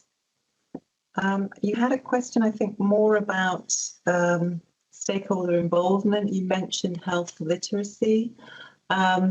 This was one of a number of actions in the original Commission review of product information. And I might give the floor to Juan to say a few words about that. Over to you, Juan. Yes, I think, again, this has been highlighted as one of the potential benefits that EPI can bring. And I think it was Elizabeth before who mentioned, of course, at the moment we are just working on the product information, but the possibilities in this way are many. And there is a commitment already, and this is mentioned in the key principles, to really explore these features and really be able to advance the provision of information to these people and to these patients. So that's something that hopefully can be integrated in the roadmap and can be mentioned how we can move this forward when the business solutions are ready and we can start piloting and exploring these options. And the commitment is that we will definitely involve the stakeholders in these designs and early from the beginning, and as we have been doing with this project, so that we get it right from the beginning, so that we start building and offering solutions which are really meeting the needs of these populations and of these people. Thank you, Juan. We have another question in the a participant with their hand raised. So George Lang, would you like to introduce yourself and ask your question, please? Thank you very much, Melanie. So I'm Georg Lang, and I'm working for Pfizer, and I have been involved in the German GI 4.0, the digital leaflet program, and I just wanted to perhaps clarify a little bit the question I had raised with regarding to which of the future two formats we will have in parallel available will be leading when it comes to the regulatory implementation.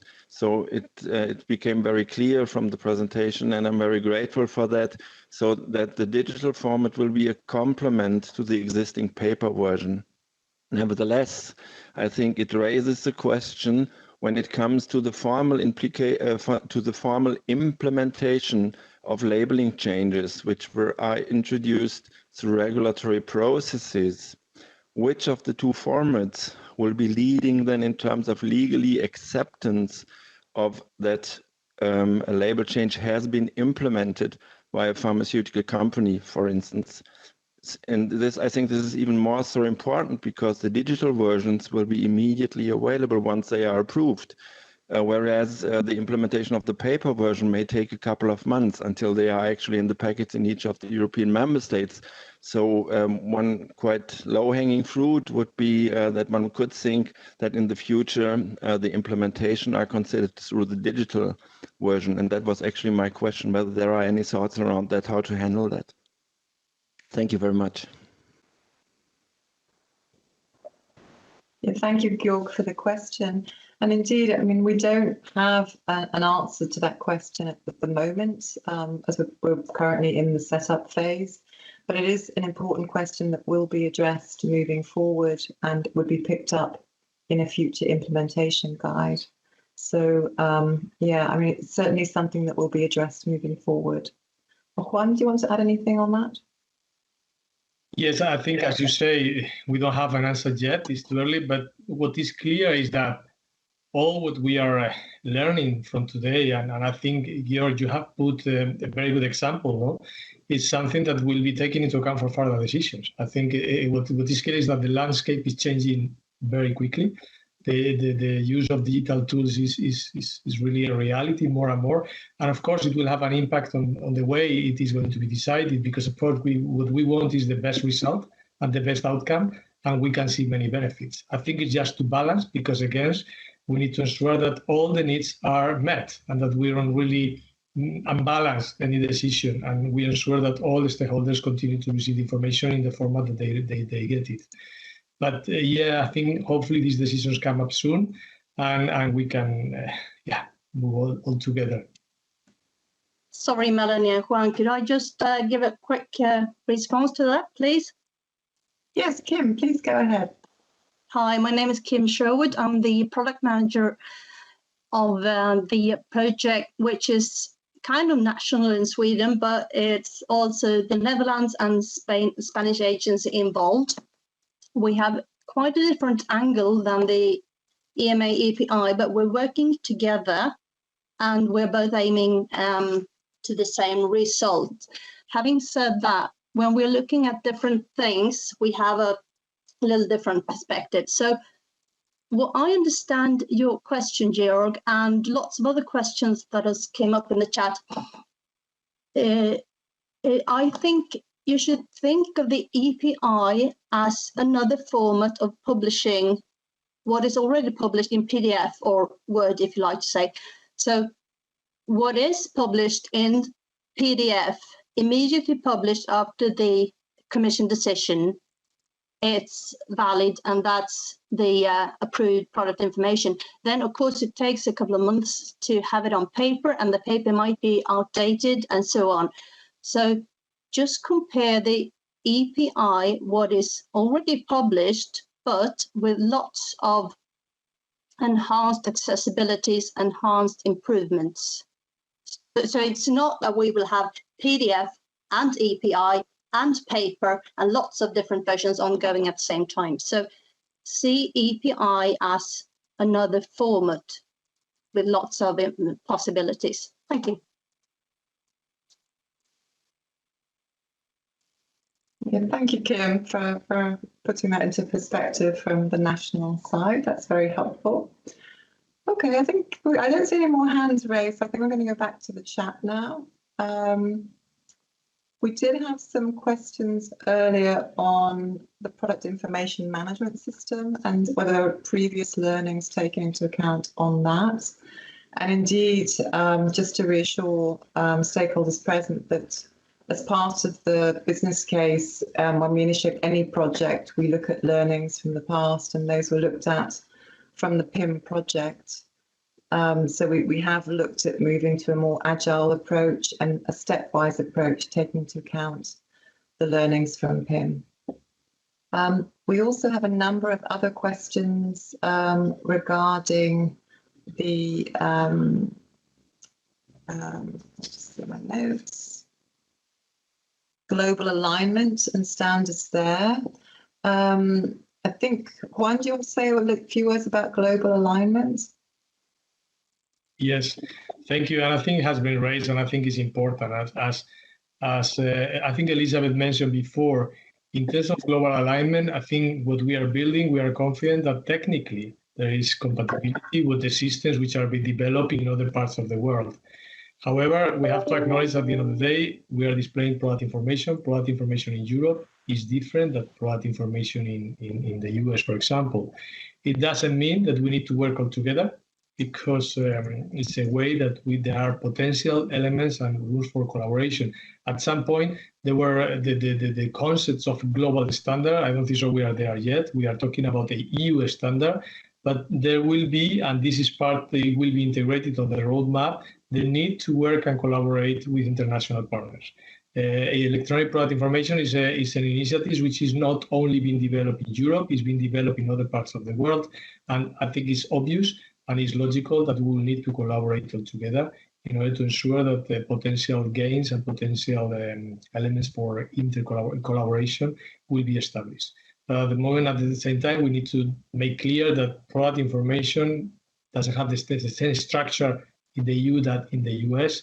Therefore, I mean, there's a lot of work to be done here, and it's not part of the key principles that we will have a global standard which can talk together. But hopefully we can move on in this direction. Yeah, thank you, Juan. And indeed, that is the intention, that we would be hoping to move towards a globalized approach to EPI in the future. Kirsten, I'm just looking to you. Do you want to start working? There's a different variety. There's quite a broad range of questions here. Maybe we'll take some technical ones because there seems to be some interest there. People are asking, let's make it threefold. One, will the pharmaceutical companies be able to add links to films and other educational material? And the follow-on question, that what would the quality control be? In the same area, how does the EPI prototype cope with formatting in Word documents, especially with tables and diagrams, and was that tested? And I think that's probably something we want to share our findings on. Maybe Achilles? Yes, thank you, Kirsten. With regards to testing the binary content, we already, in the presentation that Gustavo shared, we take images and then we store them separately. So indeed, the current work we have done, the current model that the API specification implement supports this. And I think that it could be good to reiterate that the focus of this work was mainly to build the API specification, and the work that we have done was, the objective of it was to validate that then we can transfer, that we can exchange API information with that standard. So that was one of the key objectives, and to validate that it's working. And in that context, we have proven that when there is binary context, we can share it.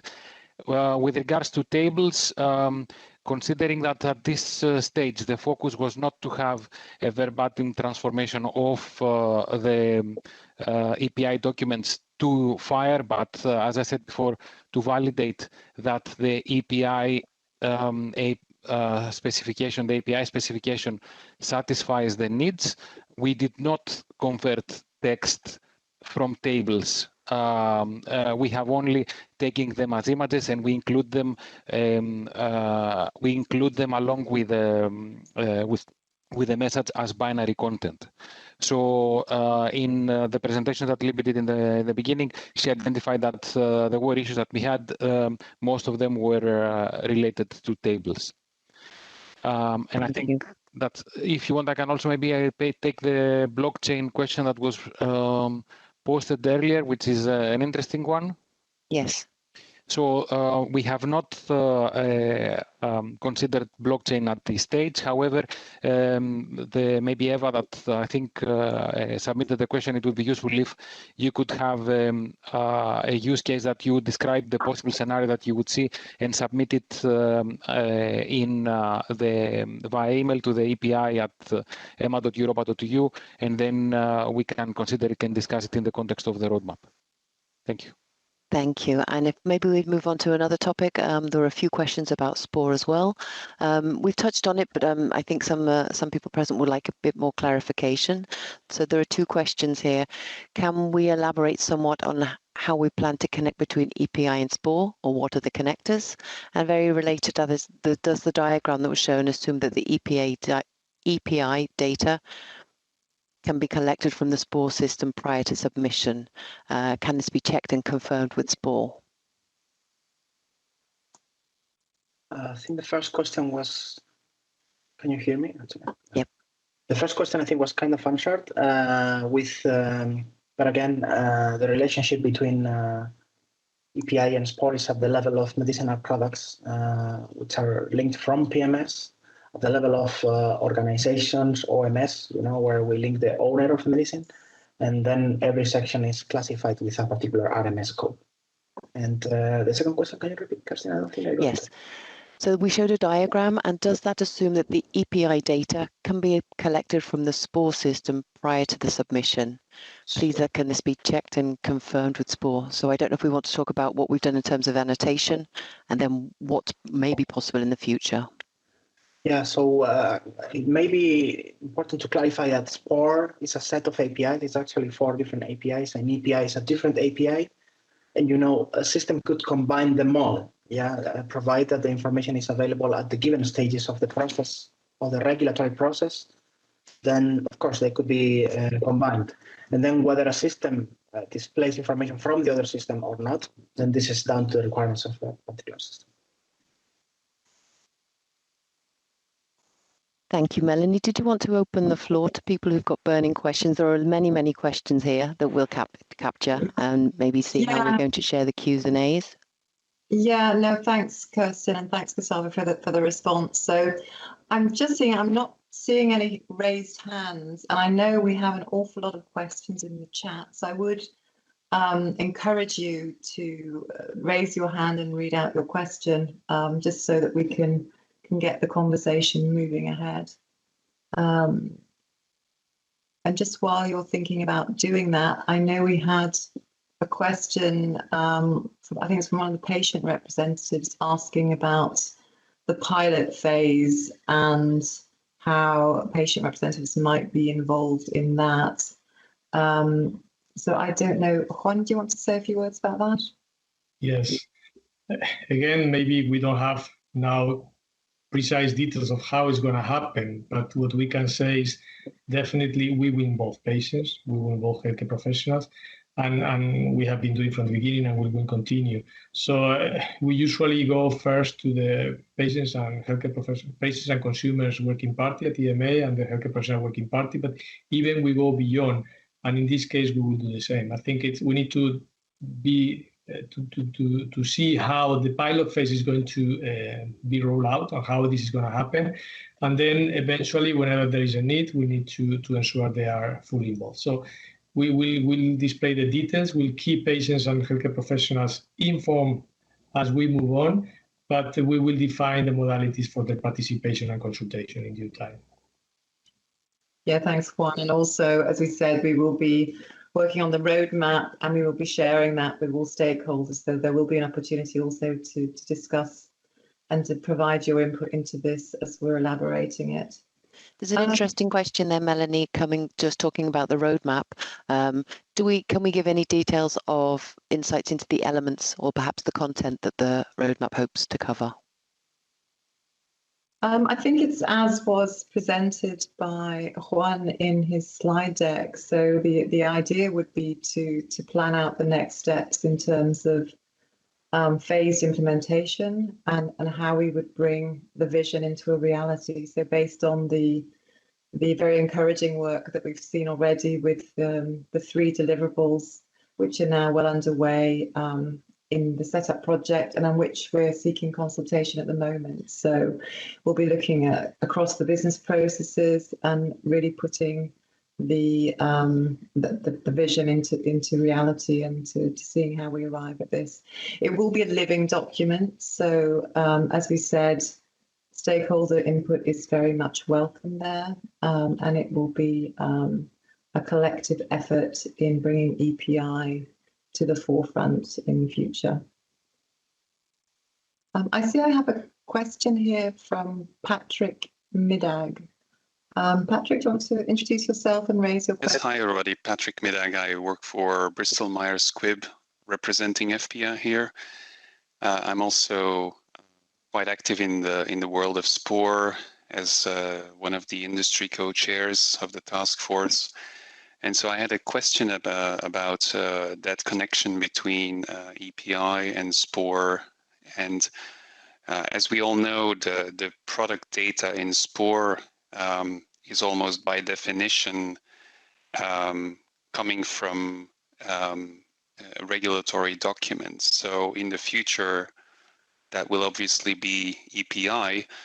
So you naturally see a lot of duplication potentially in the data that is captured as structured data versus the data that is somewhere part or embedded inside the text of labeling that will be sort of semi-structured using the EPI approach. And I actually had 2 questions in the chat, which I would like to draw the attention to. First of all, there is a lot of terminology that is being used as part of the narrative of the labeling, terminology that we are also coding using RMS terms. And so that the question there was, are we building into EPI a potential link to those RMS terms besides the headings, because that's the only thing that I actually explicitly heard in the presentation. So there is a lot of potential here to link directly to RMS terminology, which, by the way, is also being translated. So that leads to another sort of downstream question when we look at linguistic equivalence of the translations of SMPCs. Are we also ensuring that those linguistic translations are consistent with the translations of the RMS terms? And the other part of the question was all the other data that is maybe not necessarily terminology, but actual data, like, for example, strength data, dosage form data, indication data. How do we link those concepts from the narratives in the labeling sections with all the coded terms that we provide through PMS and SPORE? And how do we make it work all together as part of the review and assessment process that the assessors look at a single set of data instead of needing to compare sort of side by side the wording from EPI with the data from SPOR? Yeah, thanks, Patrick, for the question. I'm going to pass the floor to Gustavo first, and then Libby Scanlan can complement the answer. Over to you, Gustavo. Thank you, Melanie. Nice to hear from you again, Patrick. Very good question. So yeah, we have thought of that. Actually, from the standard perspective, it would be possible to kind of embed further annotations within the narrative of each of the sections. However, we intentionally kind of stayed away from it for now. Yeah, I think it's certainly a fantastic possibility for the future, but for now, the integration is kind of left at the medicinal product level. Certainly, it's the use case that you mentioned about the verification of the official translations is an important one, and it would be possible with this. Like I said, the standard is kind of flexible in that sense. It could accommodate that requirement, but for now we have left the integration at a simpler level, which is just the medicinal product definition. That doesn't mean it will stay at that simple level.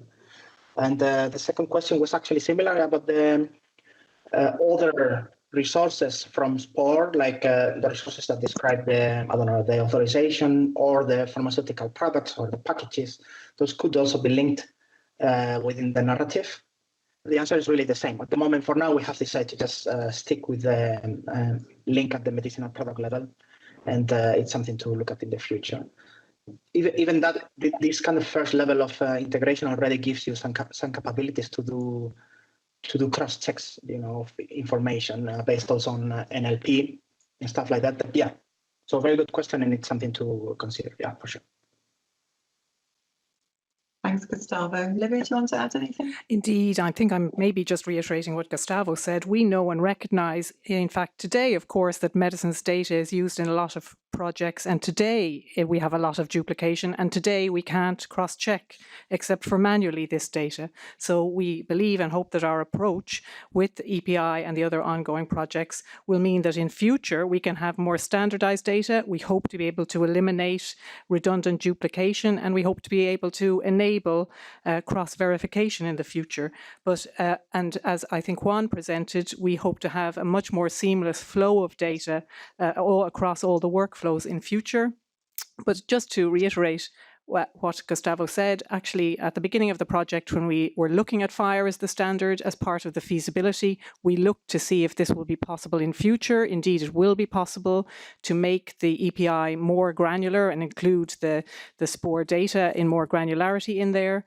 We are taking an agile approach. We are learning about the standard. We are going to implement the simplest version first with the QRD template, and then move towards increased granularity in future and take the learnings from the first implementation with us. It's not an issue that only affects us in medicines. I think very much out there in the electronic health record, the same problem exists with narrative data coming from doctors and also medicines data.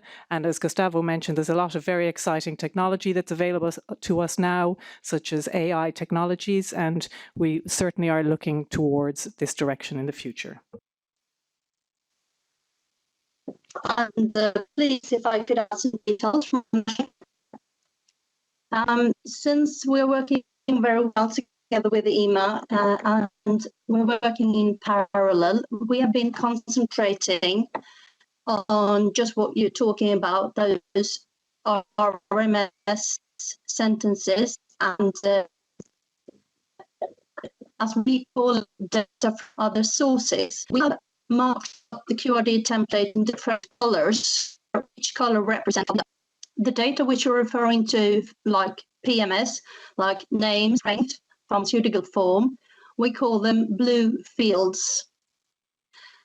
The RMS sentences, like storage precautions, other standard sentences, which you mentioned, are already translated to all EU languages and could be part of the RMS. We call them yellow fields.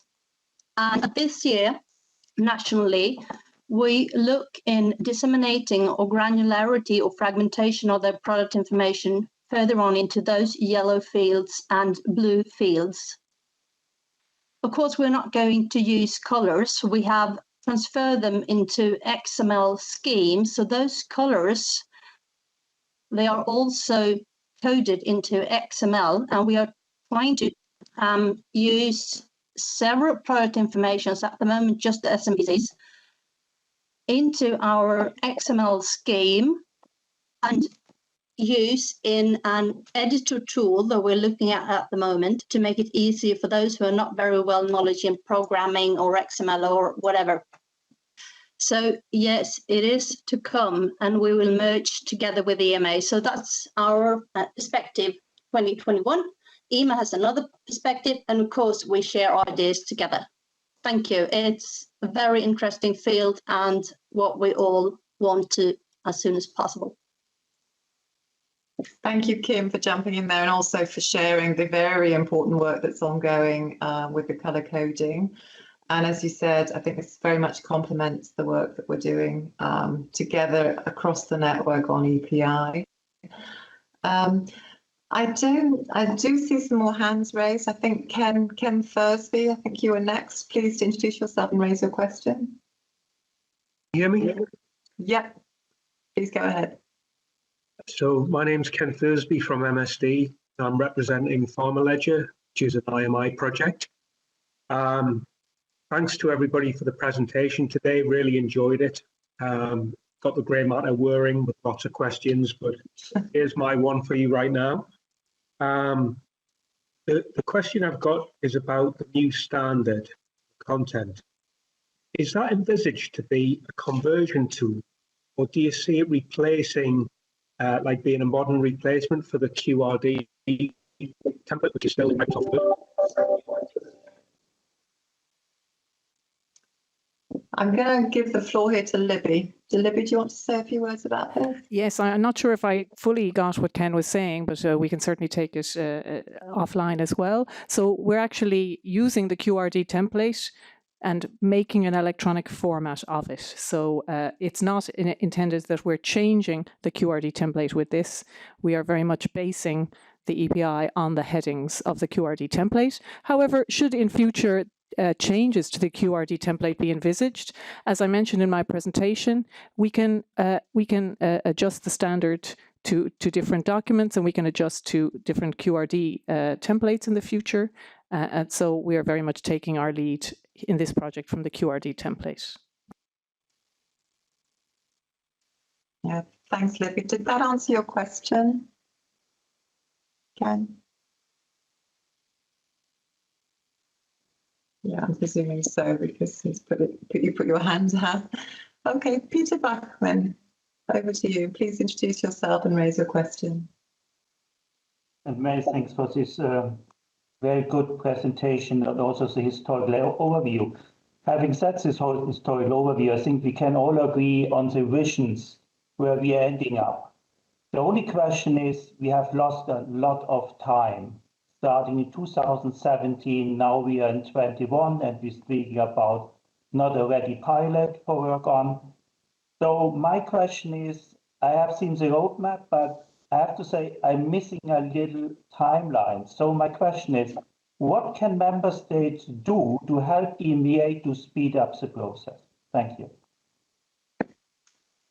Yeah, thank you, Peter. I think, as you know, we're working together with the network, including yourself, represented in the telematics groups, and through the steering committee with our HMA representatives. So we're working collectively towards trying to speed up.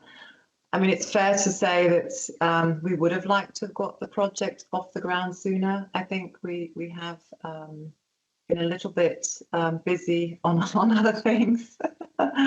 As you know, we've been in BCP, well, first because of Brexit and then due to the ongoing pandemic. But primarily, we've also faced some funding issues, and we're very pleased that we have been in a position to secure funding to get the setup project off the ground. And we are moving forward very swiftly here, and that's a credit to the staff within the EMA, but also the credits to those like Kim, like yourself, like Georg, like Cesar, who are champions for this across the network. So the answer to that is we'll continue to work together. We will work together on the roadmap to see how swiftly we can bring this forward, also with stakeholders through into the pilot phase. I don't know, Cesar, do you want to add anything from an HMA perspective? And then I might give the floor to Kim, because I see you've got your camera on, Kim. But Cesar, would you want to add anything? No, Melanie, only that there is, I think, a very clear commitment to work together and to progress and to not have any misalignment on this, to provide enough flexibility so everyone feels comfortable with the project, but that in the end, and I think this is very clear in the pharmaceutical strategy, that we move to a newer scenario where at least we have different means to provide the information to the patients in different formats without changing the paper for another format, that maintaining probably at least from the very beginning to increase the possibilities for everyone and to take advantage of any of the possibilities that this work offers, both in the way we work with the industry but also in the way we provide information to third parties, patients and healthcare professionals. And I think that this was clear. And as I told in the beginning, I'm very happy to see that we have been managing to progress despite the extensive research that we have devoted to the pandemic. Yeah, thank you. I know it's very, very good team work across the network here, notably also from Kim. Kim, do you want to add something, please? Thank you. I got a detailed question regarding timelines in the chat. It was referring to what I call the yellow fields, the standard sentences like storage precautions or other standard sentences that already are translated into all EU languages, like, for example, pregnancy standard sentences, which is also included. I think it was Catherine, you asked, when will this happen? And actually, it's in August. That's an easy answer. What I mean with this is that I've learned that it is possible. Just do it. So we have to compile lists of what do we want to have in the RMS related to the QRD template. We have to ask for it to be there. Then I've learned it's easy to have there. And once it's there, we can then investigate how it could be working in our editor tool, how it could be working together with creating an API. So first step is to ask for the RMS lists, then to use them. And I want to add what Cesar and Melanie and Libby were saying about resources, IT knowledge, and so on. It's depending on each other, and we take it step by step. But we'll start this yellow field implementation in August. Thank you. Thank you. Achilles, do you want to add anything on this? I see you've responded in the chat. Want to take the floor and add anything? No. Well, yes. Sorry, it was to Achilles, but carry on, Kim, and then I'll give the floor to Achilles to chip in. Sorry, over to you, Kim. Carry on. Sorry. What I wrote in the chat was that I saw a lot of questions during the presentations, which was related to business process and assessment theory and things. So I've compiled them into a document and could give a short answer if there are no other burning questions at the moment. Yeah, at the moment, stop the video and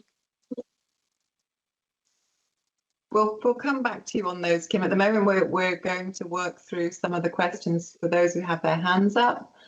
But Achilles, did you want to come back? Yeah, absolutely. On the RMS? Did you want to? Yes, thank you. Thanks, Melanie. Just to reiterate that currently we're using RMS, and we'll also, from our side, will include the QRD sections in RMS. That's something quite straightforward, but we'll decide with that as part of the roadmap. Thank you. Thanks, Achilles. Looking again then to participants who have their hands up. So Rüdiger, I see you've raised your hand. Over to you, please. My name is Rüdiger Faust, UCB, representing FPR. I would like to go a little bit back and talk about all these complementary initiatives. So you demonstrating the prototype, we have heard from Kim about working on the details and inside the QRD template. And also, we talked a little bit about roadmap. So for me, it would really be great to still learn a little bit more about your way of thinking, how to combine all these initiatives, and particularly the impact on business processes. Because at the moment, as you said, we are right at the start. We are just testing one of the foundations. But having in mind it has all to go. And I think it cannot be in our sense to continue working on word level. There needs to be a way to go into more structured data. And so I would really be interested your attempts for the roadmap to combine all those way of thinking. Thank you. Yes, thanks, Rüdiger. That's very helpful. And indeed, just to reiterate that during the setup project, what we're working on, first and foremost, is agreeing on the standard, and then this prototype to sort of make sure it's a proof of concept prototype that will then be taken forward into the pilot phase. Juan, do you want to say a few words then about the question that Rüdiger was asking, please? Yeah, and I think it's I think that the issue you raise is an important one, because I think it's important that we are able to give a clear direction and avoid having, let's say, how the harmonized implementation is going to come up. And I hope that this is clear when we come up with the roadmap, because many of the questions that we are having now today, the answer, hopefully we are able to give on the roadmap by the end of the year. So it's just a few months, but definitely also we are having, this is the first step, is the API setup project, and it's going to deliver the standard. And the standard, as we have said, is the first step. Without the standard, we cannot plan anything else. And the standard is expected to be adopted by all member states. And again, the flexibility of implementation means that there will be different speeds in different member states, but at the same time, there will be an agreement from everyone within the network to use that standard and to implement API in Europe according to this standard. So hopefully, when this happens, and once we have the API roadmap, we have all this clarity that maybe you are asking, that maybe we are unable to provide yet, in the sense of how the next steps of the implementation are going to happen. But at the same time, and maybe coming back to the comment from Peter, which I think is good, how we can all support, not to speed up. And I have to say that so far, member states and stakeholders have been incredibly helpful and supportive of the initiative. Member states have helped a lot, aligning and sharing all the initiatives which are ongoing, and stakeholders supporting very much in being helpful with the needs, identifying all these concerns and giving the input necessary. So we need to manage expectations, because the long-term vision is what we have said. The long-term vision is having API fully integrated into the process and addressing all these comments which has been done, where we will avoid duplication. It will be fully seamless integrated in with all the process and all the systems. But we will not achieve that in 2 years' time, and we need to manage these expectations. And that's why we want to be clear that we will plan to do that in a stepwise approach. So in the next 2 years, which is maybe the pilot, we want to be clear what we'll be implementing and delivering, so that people have certainty, because we cannot expect that all this vision will be there in 2 years' time. And hopefully, once we adopt the standard at the end of the year, and once we have the roadmap clarifying which are the next steps in the coming 2 years, in a way, I know it's slow, But in a way, we will become the region in the world which has more advanced plans for electronic product information. So hopefully we can move on as we say that. And the constant that we will have is that we will have an open dialogue with all stakeholders, as we have been doing, even if it's implied sometimes that we have uncertainty about which will be the vision in 10 years to come. Yeah, thank you, Juan. And indeed, I mean, I think the beauty of this approach is that it's, although what we're all aiming for is the seamless integration, which was presented by Juan in his slide deck, is that the way we're approaching it will enable a phased implementation. So those authorities who are more advanced in the landscape than others can move forward working with the common standard. I see that we have a couple more hands up, so I'm going to pass the floor now to Katarina Nedog. Over to you, Katarina. Please introduce yourself and ask your question. Thank you. Perfect. Thank you. So rather short question. So Katarina Nedog from Sendos. So you're referring to the roadmap that is expected by end of the year. I'm wondering if, similarly as to the current standards, if there will be any public consultation, or will there be any other way to collect input from all the stakeholders impacted? Thank you. Yeah, the plan is that we will share the roadmap with stakeholders as it's developed. And we would have opportunities to discuss on the roadmap moving forward. So we haven't foreseen this year a formal consultation phase on the roadmap, but we would be presenting it and having feedback as we move forward. So it would be, as Juan said, it would be a living document. So we very much welcome it, having your views, your comments on the roadmap as and when it's developed. Just looking at the time, so we have plenty of time ahead of us. We certainly have time to run through some of the questions in the chat. Again, I would strongly advise, if you have put a question in the chat, please don't be shy, raise your hands, take the floor. I understand reading the comments in the chat that you can't see the questions in the chat. So we will read them out very clearly as we go through them. I don't know, Kirsten, do you want to go back to the chat and read a couple? Yes, we have quite a lot. It's apologies. It's quite hard to group them, and some of them may overlap with things that have been asked in the past. So we're being asked, will a Q&A document be available from this session? I think we'll be able to certainly provide a list of what the questions are. I think the answers may not be apparent, as you've just explained, Melanie, that they'll form part of the roadmap. Yeah, I mean, we weren't planning to release a Q&A as part of the setup project, but that doesn't mean that, the questions that you're raising aren't very important to us. So we're looking very closely at them. If we don't have time to answer them during this session, please do forward them to epi@ema.europa.eu and we will address them. And certainly moving forward, we will look at producing frequently asked questions as we move into the pilot phase of EPI. So there are questions revolving around relating to the process. There's mention of the PIM project that was put on the shelf, what learnings have been taken from that, and how would that, and is this a fresh start? Yeah, I mean, as I mentioned before, I mean, certainly the PIM project was looked at in intense scrutiny before we embarked upon this exercise.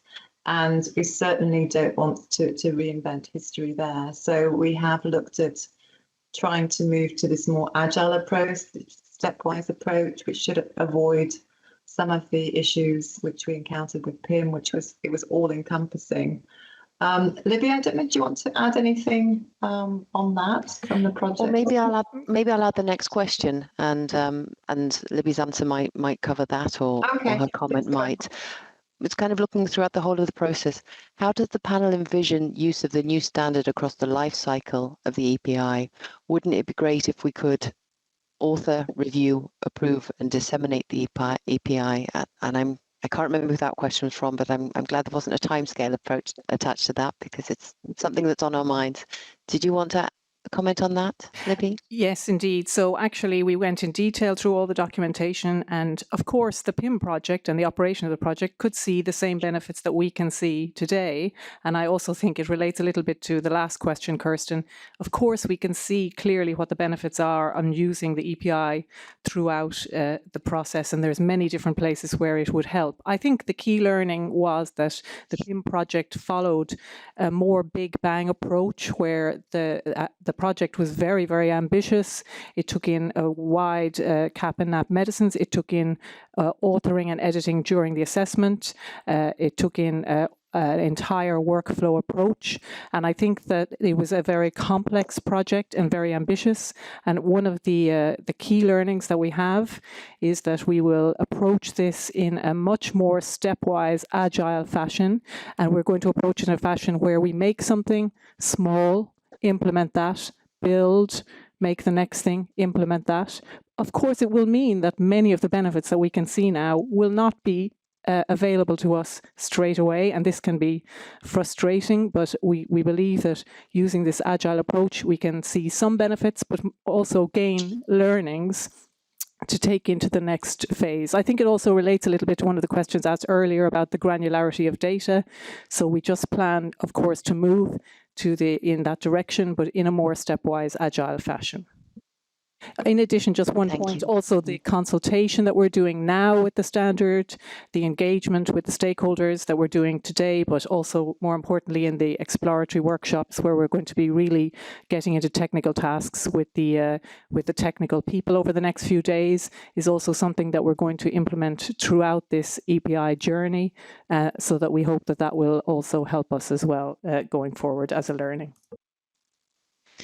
There's another question we might tackle now, Libby. We're being asked, is there a plan to keep the EPI portal long-term as a source of EPI for all products, centrally and nationally authorized? And quite relevant to that, also from Katarina, but from another person as well. For nationally authorized products, is it expected translation in all official languages? And that's a question that's come up time and time again. So I think the explanation you gave earlier of transparency, we might want to reiterate that as this is a different medium of providing same information. Exactly. So first of all, just to make it very clear, the website, which we will be publishing on the website, on the EMA website, and you'll be able to have a play with it yourself, is purely for demonstration purposes. We've learned a lot of lessons by doing this, but this is only a prototype to teach us more about how EPI will work. We will have future projects separate from this about developing the European Medicines web portal around the EPI and other data. But for this website we created in this project, it is not a long-term website. It is for the purposes of the prototype only. The languages are the same languages currently required by the legislation for the product information as it is now. There are no additional languages or additional requirements to do any additional languages apart from what is already required. So that's for CAPS, the official languages plus Icelandic and Norwegian, and for NAPS, the official languages in the country where the NAP is authorized, not additional translations. Thank you. And that probably covers that along with a previous answer, I think, from Juan, of different member states being at different paces. Answers Anjana's question, is the repository expected to hold PI from all the NCAs?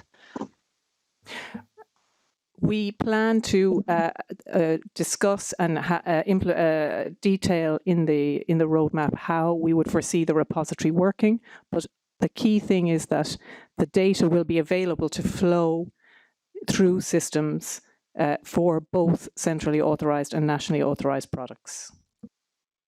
Okay.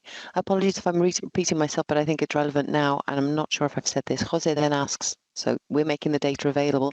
Jose is asking, using the API, can the FHIR EPIs be copied and published in national websites? I don't know if Gustavo or Achilles want to answer that. Would you like to repeat that? Would you mind repeating the question, Kirsten? Yes, using the API, can the FHIR EPIs be copied and published in national websites? Not sure I quite grasp it, but so as I understand this question is we're making the data available, and I'll do a layperson's attempt at answering the question. Since the data is available and can be called via an APA, it can be retrieved, so it can be recreated in other websites. I understand that's where the question is going. But then once you get the data, yeah, you can provide your own added value services on your website. And I'm not sure where Jose is from, but feel free to raise your hand if you'd like to expand further on this. These are the kind of activities that will be happening over the next few days with the developers. Kirsten, one maybe thing to add, I think, because there was also a question that is very pertinent in the chat with regards to the validity of and how we would be checking how other sites that they consume the information from the API are presenting it. I think that is a very valid question that we will need to consider in the roadmap. Because from the time that you expose an API and then third parties can take the content and represent it and present it in their websites, then we should consider how are we going to also check that the information is presented accurately. I think that's a very valid point that we would need to consider and address in the roadmap. I will come in just, I won't take away from Kirsten's moderating, just to come in a little bit on that, just to note that we, of course, already have legislation in place for the PI information that we already provide, and there are already legislative requirements for people who use the current PI information and reproduce it on websites, and it's already established in the legislation, things like, for example, there should never be a link to promotional information. It's up to the publisher to ensure that the information is accurate and so on. So there is legislation in place regarding the reproduction of PI information, but indeed, of course, we do need to very much consider how the API will be accessed in the future, who will access it, what will be the authorization rules. Of course, all this needs to be in a future implementation guide.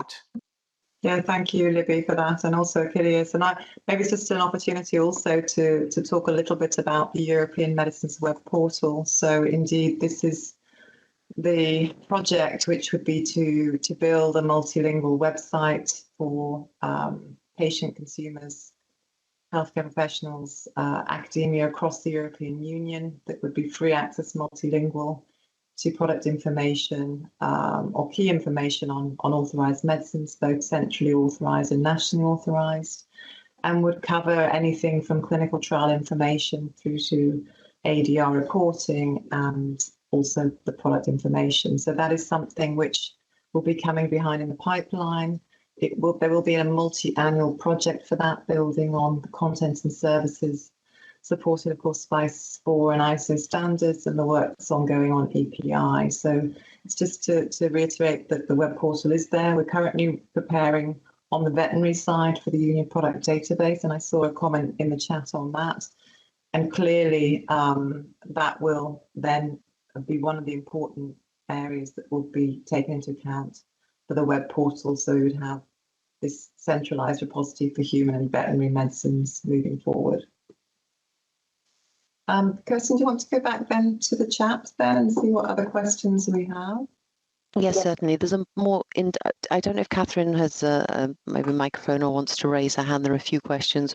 One of them about SPOR. I think she will have seen from the prototype that the marketing authorization holder has been fetched from SPOR and displayed. She asks, besides the marketing authorization holder, is there any other information that has been retrieved from SPOR? I don't know. Gustavo, do you want to answer that? So it's what's forthcoming from SPOR. Yes, there are a few things that we do retrieve from SPOR, the marketing authorization holder being one of them, also the marketing authorization number. We retrieve the medicinal product name. It's kind of a few bits and pieces that kind of contribute to decorate the resources. Yeah, so there are a few things we pull from SPOR. You can see a little bit of the detail of what they are in the API specification. Thank you. Jose, I see you have your hand up. Jose, do you want to take the floor and ask your question, please? Can you hear me? We can. Thank you. No, it's regarding if you are going to use or to apply this standard for CAPS once the API is ready, the API format is also available. Are you planning at EMA to have a quick result to apply the standard to CAPS? Well, currently, I mean, we would have to go through the pilot phase, and within EMA at the moment, our first step would be to use EPI to, as the prototype is showing, to display content externally, and then to move in a stepwise approach to the submission stage. So we have a document management processing, a business process system, which is a workflow system, which is under development, and that would be an important element in the seamless end-to-end process for CAPS. So it would be a stepwise approach at EMA. So I talking about this because I don't know if to put too much effort in this, because if what you are publishing now regarding the API and the standard is going to be modified in a stepwise approach, but during the next 3 or 4 years, I'm not sure about how to take advantage of the documents and all the information you are publishing now, because maybe it's only a first step to evolve, but not a definitive, as you have said, it's not a definitive outcome or result. So I don't know how to estimate how many effort I can do with to use the API, if to not the EPI but the API. But first we need something published in the Fire server to use the API. So this is my question was about, once we have it, maybe we can have something in real with CAPS. Yes, and indeed, I mean that the standard is there, which would allow phased implementation, but we wouldn't expect that to change over time. So it just allows flexibility in implementation, depending on where different regulators are across the network. So as we mentioned, some member states are more advanced than others in moving towards EPI, and with the common standard, it would enable us to all move in a harmonized approach. So within EMA, we would start, I mean, I don't know if we can bring up the slide that I think is in Juan's deck, which explains the end-to-end process and what we're aiming for. Might be helpful to illustrate it better. But Libby, do you want to say a few words to it? Just to say that, I mean, I think we're taking an agile approach, but I don't want to this is the standard that we are putting forward now for review, and this is the direction of travel. If we have from stakeholders a positive review of this standard, we are able to take comments and use cases into account. This is the direction we will move, and we will look for harmonization across the EU on this. So I would very much say that now is the time to look at the consultation. Of course, we must consider that EPI will not stay written in stone, not like any other IT system ever implemented. So, of course, standards will change in the future, but it's very much now is the time, I think, to look and assess the standard. And if you have something you want to say about a use case or anything about the standard, now would definitely be the time to do that. Going forward, how we will implement, we will discuss this in the roadmap. We would foresee, for example, that we could implement in CAPS and in some member states who maybe have a higher degree of readiness, and then move to other member states in an organized and measured manner. But I certainly didn't ever want to give the impression that this may be something that we will move away from. This is the direction we want to travel with the EPI following this consultation. Okay, it's clear. Thank you. But only to say that if the consultation was good, is good, and at the end the standard, this version goes ahead, and as you have said, is possible to implement for CAPs, for centralized procedures. Maybe it's a good way to, in order to have something in the real world, because if we wait for having everything set, probably we have to wait for longer than expected.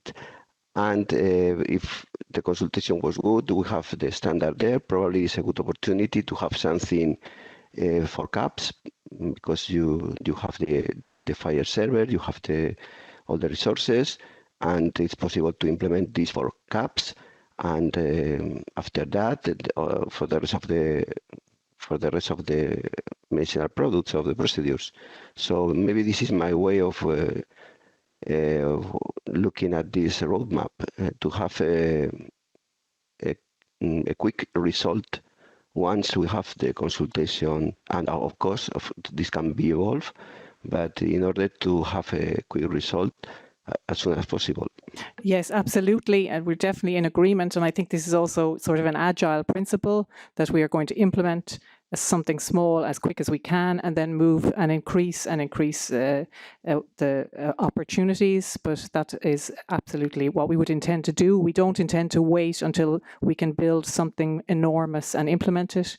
We intend to move in an incremental way, indeed. Okay, thank you. Yes, indeed. And that's why it's so important that we're having this workshop today to explain why it's so important that we have the validation of the standards which we can all adhere to across Europe.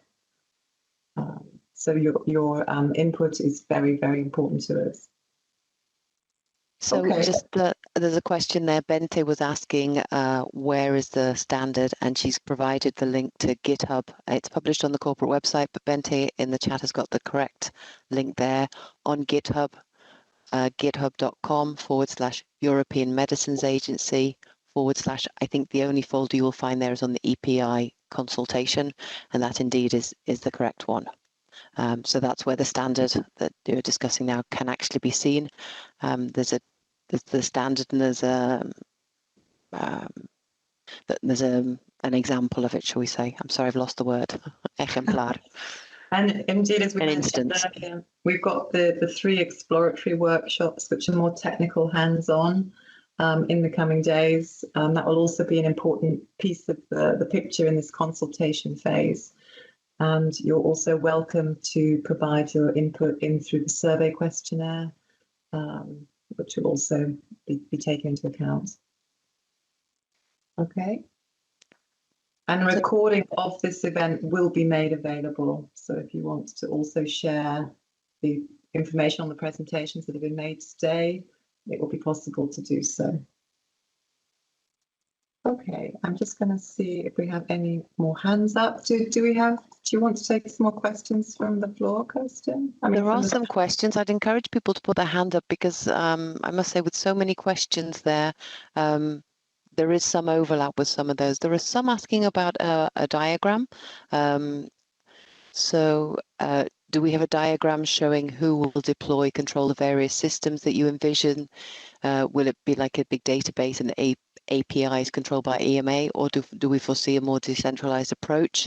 No, there isn't anything like that in the GitHub EPI draft at the moment. I suppose what we could explain is how the conversion works at present. There's a question that also asks, will there be an EPI API to integrate to national authorities, asking really what the final goal is, or will users be redirected to the portal like the one we saw? So maybe we want to explain why we showed the portal and then how the APIs relate to that. Sorry, yes. Yeah, Kirsten, I can take that. Sorry about the noise. Indeed, just to reiterate that the key objective of this exercise was to validate the specification, the API specification, so the message exchange. The demo portal that we have shown and the current API implementation, how we integrate, how we expose it, are mechanisms to validate that the specification is correct and satisfies the requirements that we have. So please keep that in mind. with regards to the technical architecture that we currently have or that we will put in place when EPI is operationalized, they should not be linked. I think we have an architecture that is currently in place which satisfies the needs of the setup project. Okay, so that's something to keep in mind. That's why also we did not publish additional information regarding the architecture or more technical aspects, because the key thing that we want to focus on is the API specification, which, as we said, is the first step. With regards to the document conversion, again, we have done a basic conversion to demonstrate the concept. We have not gone through, the objective was not to address all the issues or go through the detailed, let's say, code software that then could address automatically all the conversions or minimize the errors. That would be the objective of a project that when we operationalize, let's say, the API. So that's the key thing to take. Currently, maybe just to give a bit more information with regards to the document conversion, the way we convert the documents is focused mainly on identifying the text from the QRD, and as Libby said, we apply some basic pattern matching techniques, and in addition to that, we also check the style. So if the text is in bold or underlined, and we infer from that the text indicates the beginning of the section or not. And the first step in our conversion is this, that we identify the sections, and then we associate with each conversion a set of rules where we score them, and then depending how well they score, then the document is separated. But I wouldn't go in more details than that. I think it's, as I said, it's just to demonstrate that the API specification works and the requirements that we have on the exchange of data are satisfied. Yes, we have a question there.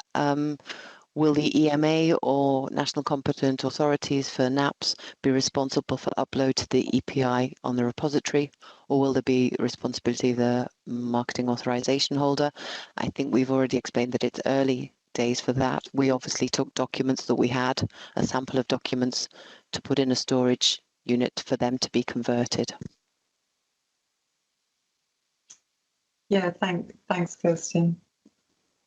We have a couple of more hands up, so I think we're going to give the floor next to Peter Bachmann. Over to you, Peter, please. Okay, thank you. I have to say I'm a little confused about the discussion, because what we are discussing is the standard. And I think what's on the table, it's a very simple standard. It's how to structure free text information in FHIR. That's all what we are doing, nothing more, to my understanding. Okay, if we connect this to agile working, I don't understand why we need the long consultation we now have seen on the screen. Because one of the items for agile working is you do something short thing to show how it works to go on. So I think we also have to change our ideas about, we have a workshop, we have a long consultation, we go to the next stop. If we really go for agile working. I think it was not a question, it was more a comment. Thank you. Yeah, I mean, to be fair, Peter, I mean, I have to say, I think to run this project in the time that we're running it to, I would challenge anyone to do it faster. So I do think to give time when you're developing and validating a standard for all stakeholders to provide comments, to look at it, to have exploratory workshops where technical people can get their hands on it, is immensely important. And I do think we are moving forward on an agile time. Yeah. But I fully agree with you. But in contrast to what we are doing in PMS, we are not writing extension or whatever for this project. So for API, we're using standard FHIR, nothing more. We only combine standard things. Thank you. Thank you. Okay, I think we also have a comment from Harold. Harold, would you like to ask your question, please?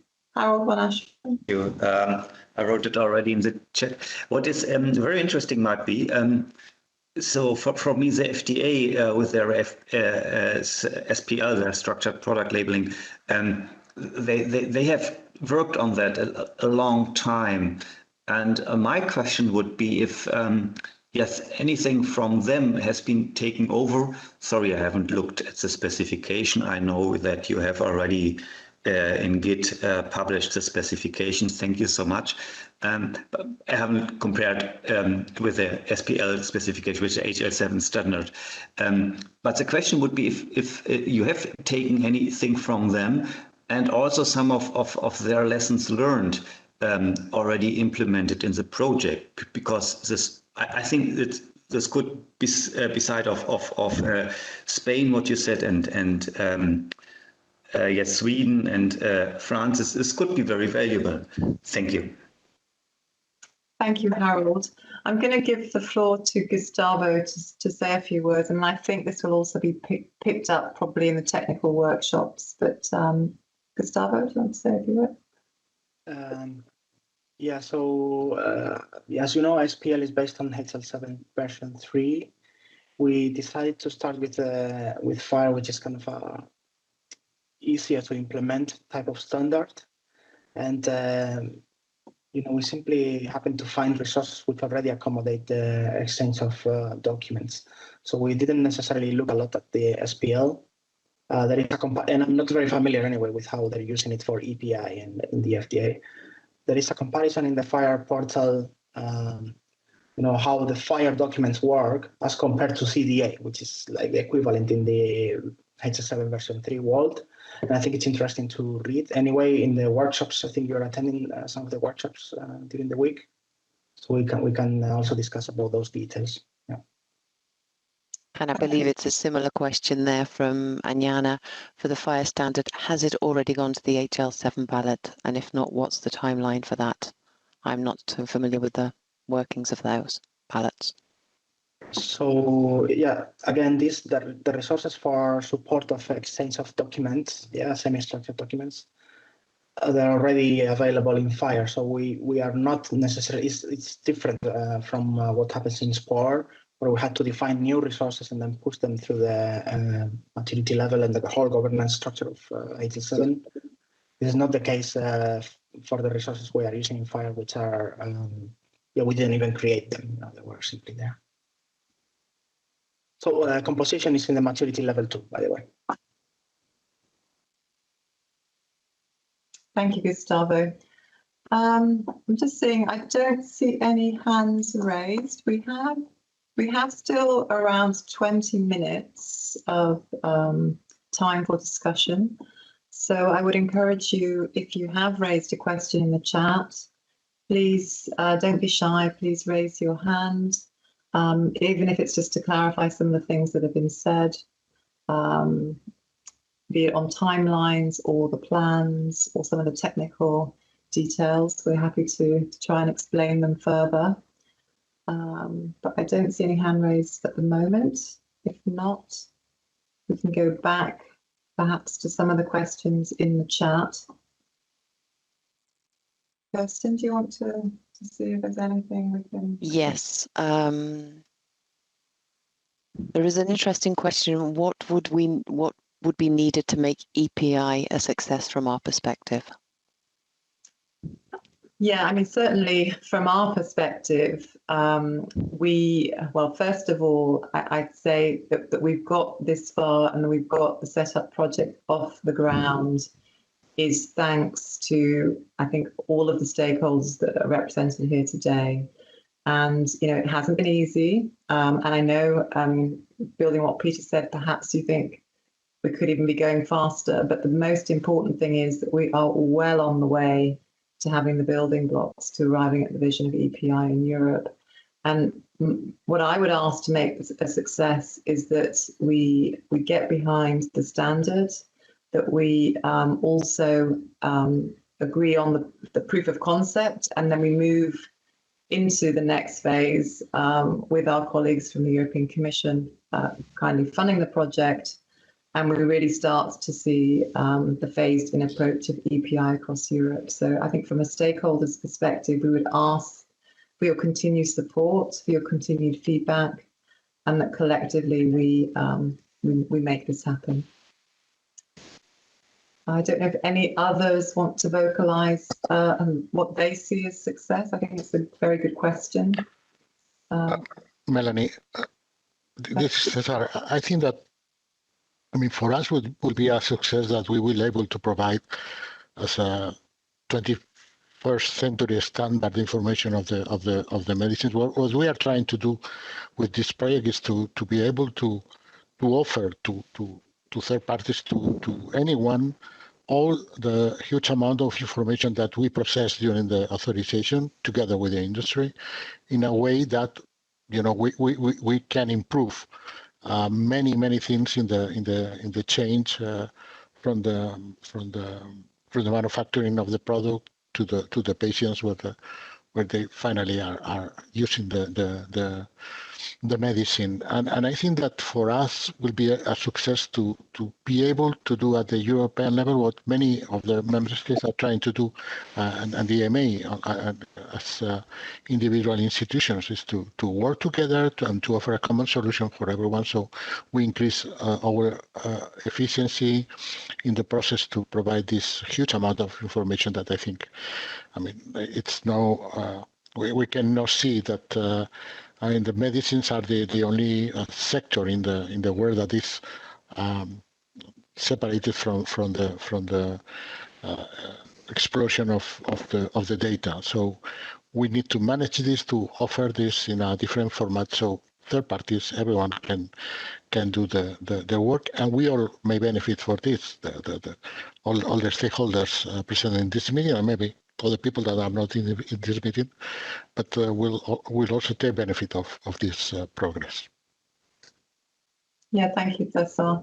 And indeed, I think the benefits are, I mean, there are so many benefits to moving into a digital format for product information. And Juan presented just a handful of them in his presentation. And I think the thought of not being in a position to go electronic, it wouldn't be tenable, really. But let's hear from, maybe we can put this question to you as stakeholders. What to you, I mean, Rudiger, what to you would success look like? And others on the call, what would success look like? You can have time to think about it. We can come back. Rudiger, yes, please. The floor is yours, Rudiger, please.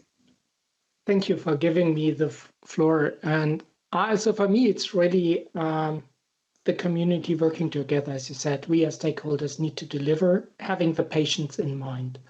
And so also to explore new ways that go beyond what we're currently doing. What can we do better, particularly when we talk about targeted information?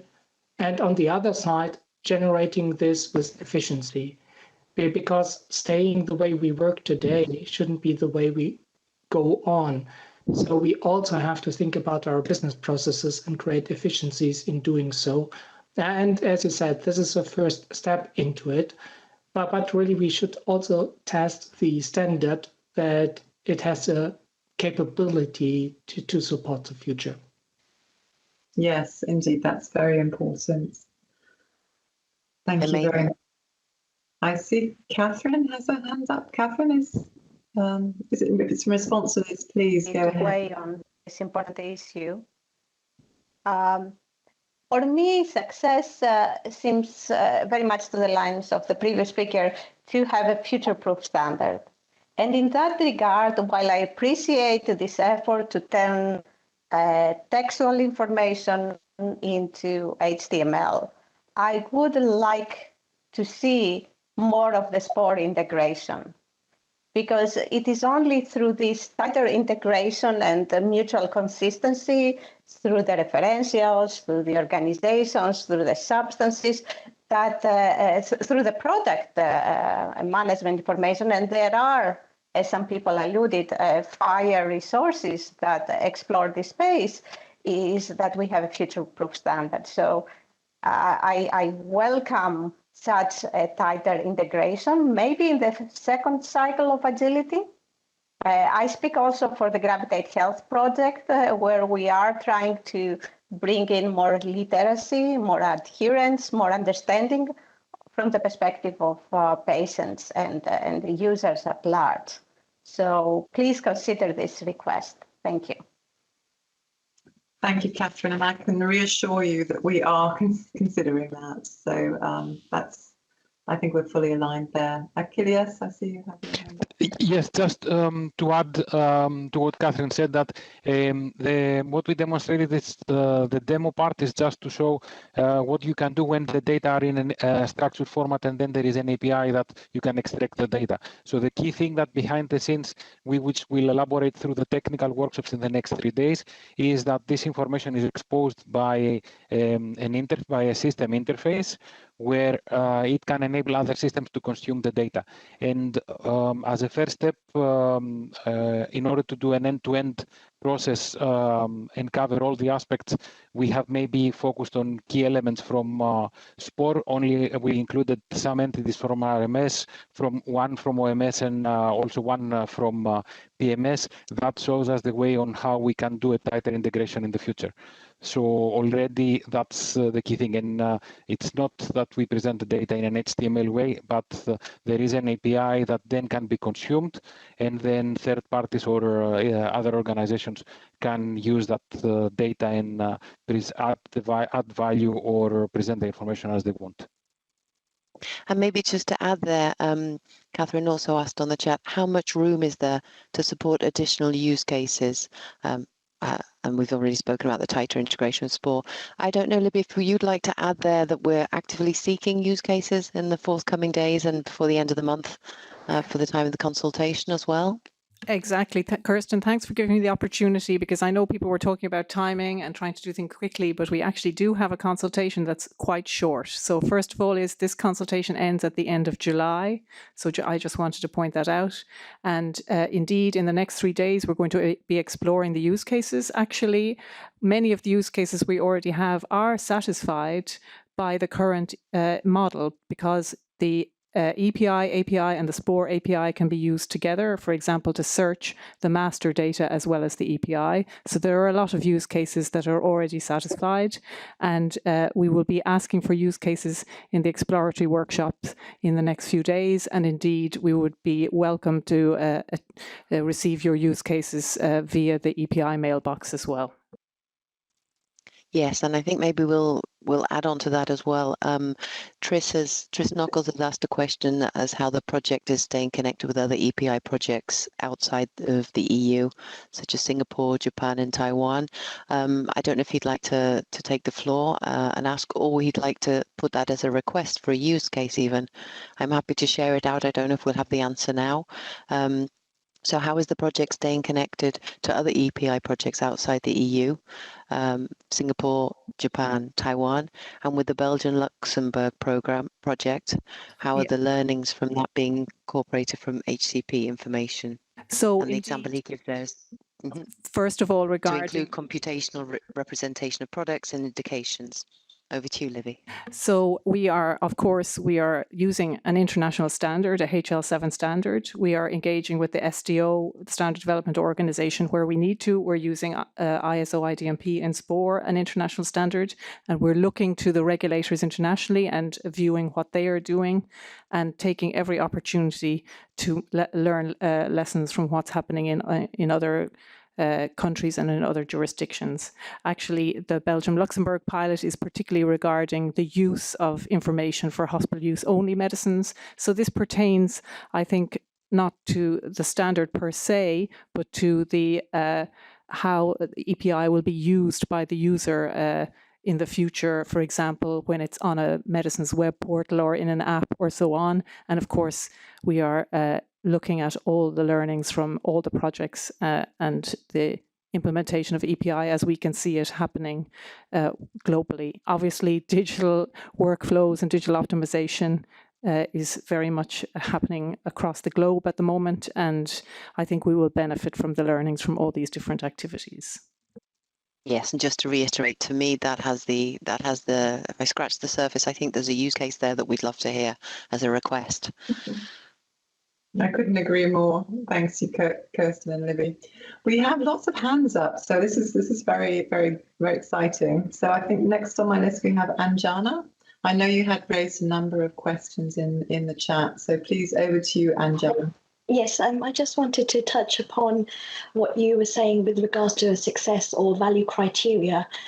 Some of the things that we've been working very hard on within the SPORE program, as well as within the task force for SPORE and DPI, is looking at how we can optimize and make efficient the regulatory process for submission, assessment, and dissemination of the data. So we've referred to that as the target operating model, and it would be great to see some efficiency gains or value gains here, because we really see the value for not only the industry, the regulators, but also patients to receive mastered, clean, trusted data. Thank you, Anjana. That's a great comment, and certainly we will be looking towards collaborating also across with the colleagues in SPORE, but ideally to move to very efficient business processes as part of the roadmap. So thank you for that comment. Peter Bachmann. Yes. Thank you. As I was several times now, how we are placed in the world, only to say that we are well connected in the world about e-product information.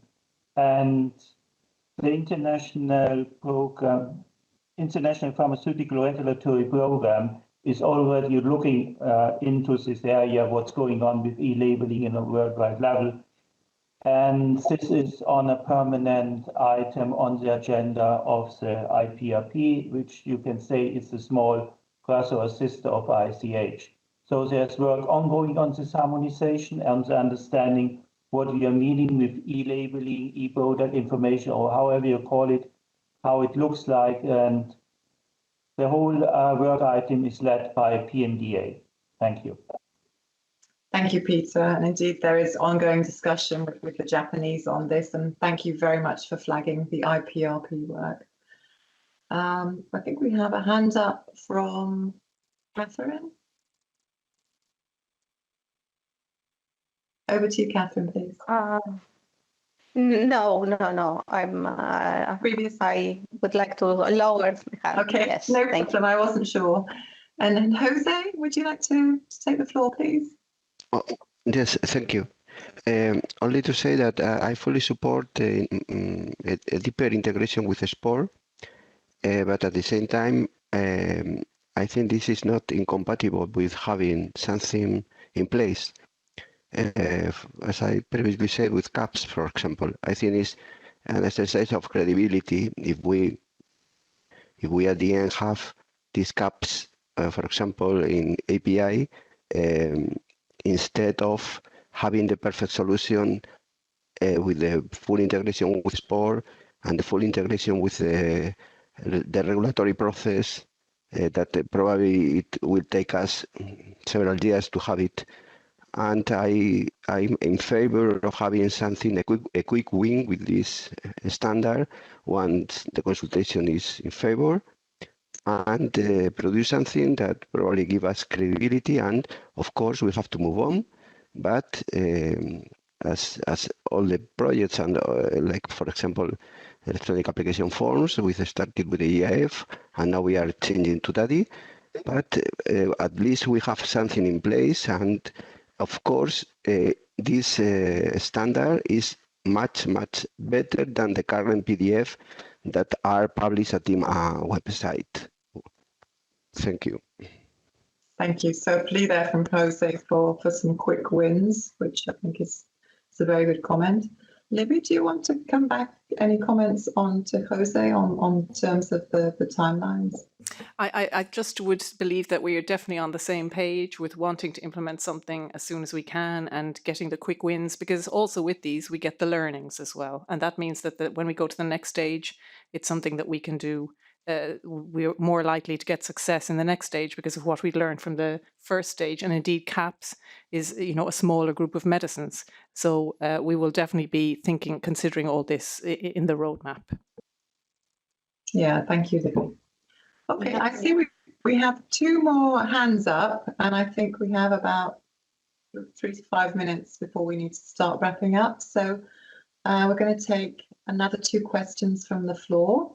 We're starting with Bart. Bart de Cooper. The floor is yours, Bart. EPIL pilot project, and it's quite. Thank you very much for the presentation. It's really interesting. In Belgium, the goal of our pilot project was really to assess the equivalence of the paper pill, which is, of course, needed in the packaging configuration, but the equivalence to the EPI. And for the EPI in Belgium, we have 3 trusted sources now. So we have already EPI and also in XML format, which is maintained by the trade association. But what is not assessed at the moment is the accessibility to the EPI. So I really encourage, and I'm looking forward to this EMA EPI repository, because this could really enhance the accessibility for our HCPs and hospital pharmacists to reach the correct version of the EPI. So this is just a small comment from my side. Okay, thank you, Bart. Libby, any comments back to Bart? Indeed, we are very much engaging with, as much as we can, the national EPIs in the different countries. And we know, of course, that there has been EPI also, for example, in Sweden with FAS and in Norway and all the other countries. And we hope that by adopting an EU standard, we can only gain advantages in accessibility, in linking to the SPOR master data, which provides a huge amount of information that can be got from the master data, in having an EPI that is available across the EU, so for people traveling and using e-prescription. So we appreciate the recognition that there are some advantages that we can have by this harmonization. Thank you, Libby. And Juan, do you want to add anything on this? I can definitely, yes, indeed, as Libby says, because this is a very good example. It's a request that we have received very often from some member states. And it is true that there is at the moment a handicap, because some member states would even like to offer these sources to healthcare professionals, as it has been said, directly, so that they can access to the latest product information. At the moment, with PDF, this is not possible. We try a lot of manual solutions that still are there, but hopefully when we can manage to provide this information electronically in a repository which can be used widely, even if it is not the finalization of the final goal we want to achieve, it will help enormously. So I think, thank you for this comment, because it illustrates how even if we don't reach the end of the project, we can, by little steps, improve the situation. Thank you. Thank you, Juan, and thank you, Bart, for the comments. It's very, very helpful. Okay, we're going to move to Marco Cuomo. Your question, please, and then we're going to have one more question from Chris. So, Marco, the floor is yours. Hi, thank you. Thank you for the presentation. It's been really, really good. I just had a question, and it was regarding this whole topic of the latest leaflet, which we keep hearing about. And the question was asked earlier about the batch-specific one. This was clearly mentioned in the 10 key principles about the need to be able to provide a batch-specific leaflet. How has that been considered, and how does this solution address that? Thank you. Thank you for the question and for raising it from the chat into the floor. On the batch specific, I'm not quite sure if our colleagues from product labeling are on the line, but if not, I will give the floor to Libby. Over to you, Libby. I think we recognise that this is certainly a future need, that we would like to link to the exact EPI from the box. And this is something that is being considered, and we know that there are different ways that this can be done technically. I would only say that it's something that's further down the line, so we don't have the granularity about exactly how to achieve this yet. So it is still something that very much would be in the plan, but we don't know exactly what technical solution we would use for this at the moment. Thank you. Okay, so I think we're on to, I think the other person has put their hands down. Would anyone else like to take the floor before we close the meeting? Maybe one thing to add to what Libby said, the key thing for us that one approach could be to use QR codes, but the key thing we need first to identify the correct level of product, and that's something that we will need to work with, and how caps and naps are organized. So technically, I would say it's not going to be a difficult thing as long as the definition of the product and the association with the package is well defined. But that's basically one of the key things that we need to work on in the future. Yes, thank you, Achilles. And Kirsten? Yes, I'd just like to share a question that Chris Krafelgel asked. Will the information on indications, contraindications, side effects, etc., remain just as prose sentences in EPI, or will the EPI split the information on those topics into a more structured, e.g. MEDRA way? So I don't know which member of the project team might want to talk about artificial intelligence there, or what can be built on afterwards, such as cognitive searches, and we can explain the difference there between the structured approach and how we can now access the information that's actually in prose sentences. Yeah, so this kind of links again with what from SPOR will be integrated in the narrative and what not. For now, yes, this will be left as kind of text sentences in the narrative, in the EPI. There is the possibility to do a further integration where we can link with indications and have MEDRA codes and stuff like that. There's also some, there are different actors at play here. We have to mind, of course, how we integrate with SPOR, but then SPOR also has a certain scope. So I think in PMS, you will only find stuff which is mandated by the EU implementation guide. So if contraindications, for example, are not there, then you won't be able to link them anyway.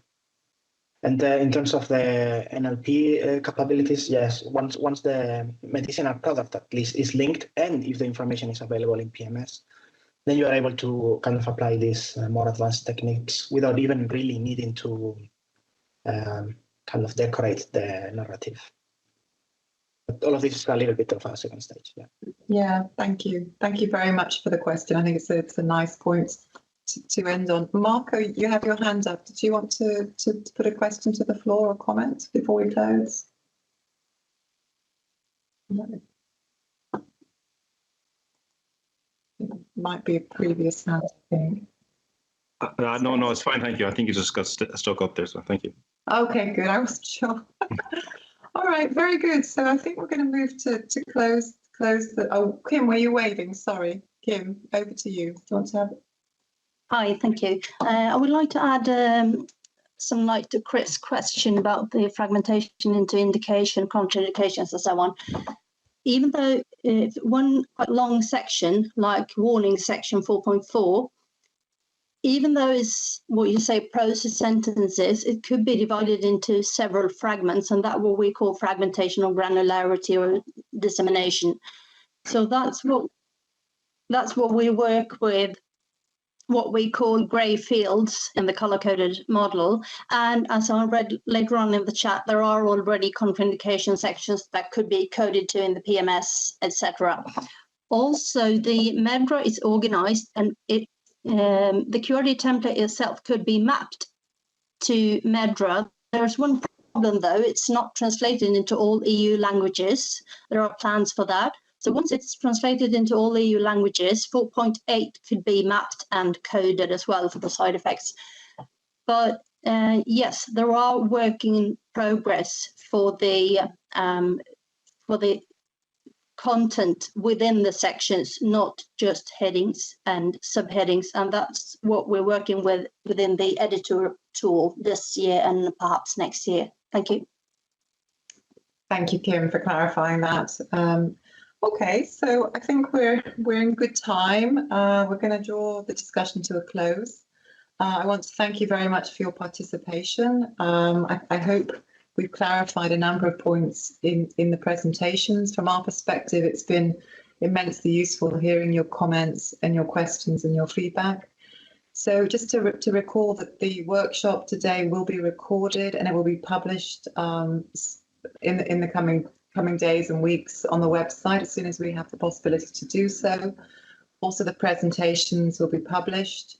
We have in the next 3 working days the exploratory workshops which are taking place. Some of you may be participating in those, and we hope you find them useful and informative.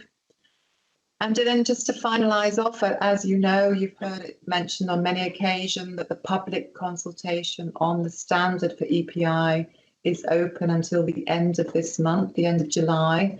And further information and details on how to provide feedback are on the open consultation page on EMA's corporate website. And before I finalise, I just want to say, if we haven't covered off your question in the chat, or you have another question that comes up, please do send it to us on epi@ema.europa.eu. And I'd like to thank you again for your active participation. It's very much appreciated. And I pass the floor to Cesar. Over to you to close the meeting. Thank you. Thank you very much, Melanie, and many thanks to all the panelists and the attendees to this workshop. A lot of questions have been raised in the chat and in an oral format, and this is a very positive influence to continue working on this. I think that we all may benefit of this EPI and this first step taken to have a common standard and the proof of concept of the prototype. Thank you very much again. The workshop will continue. The interaction with the stakeholder will continue in the future. The workshop in the coming days and the interaction maybe later. And thank you again. Take care. And I think we can now close the workshop. Thank you very much. And have a nice day.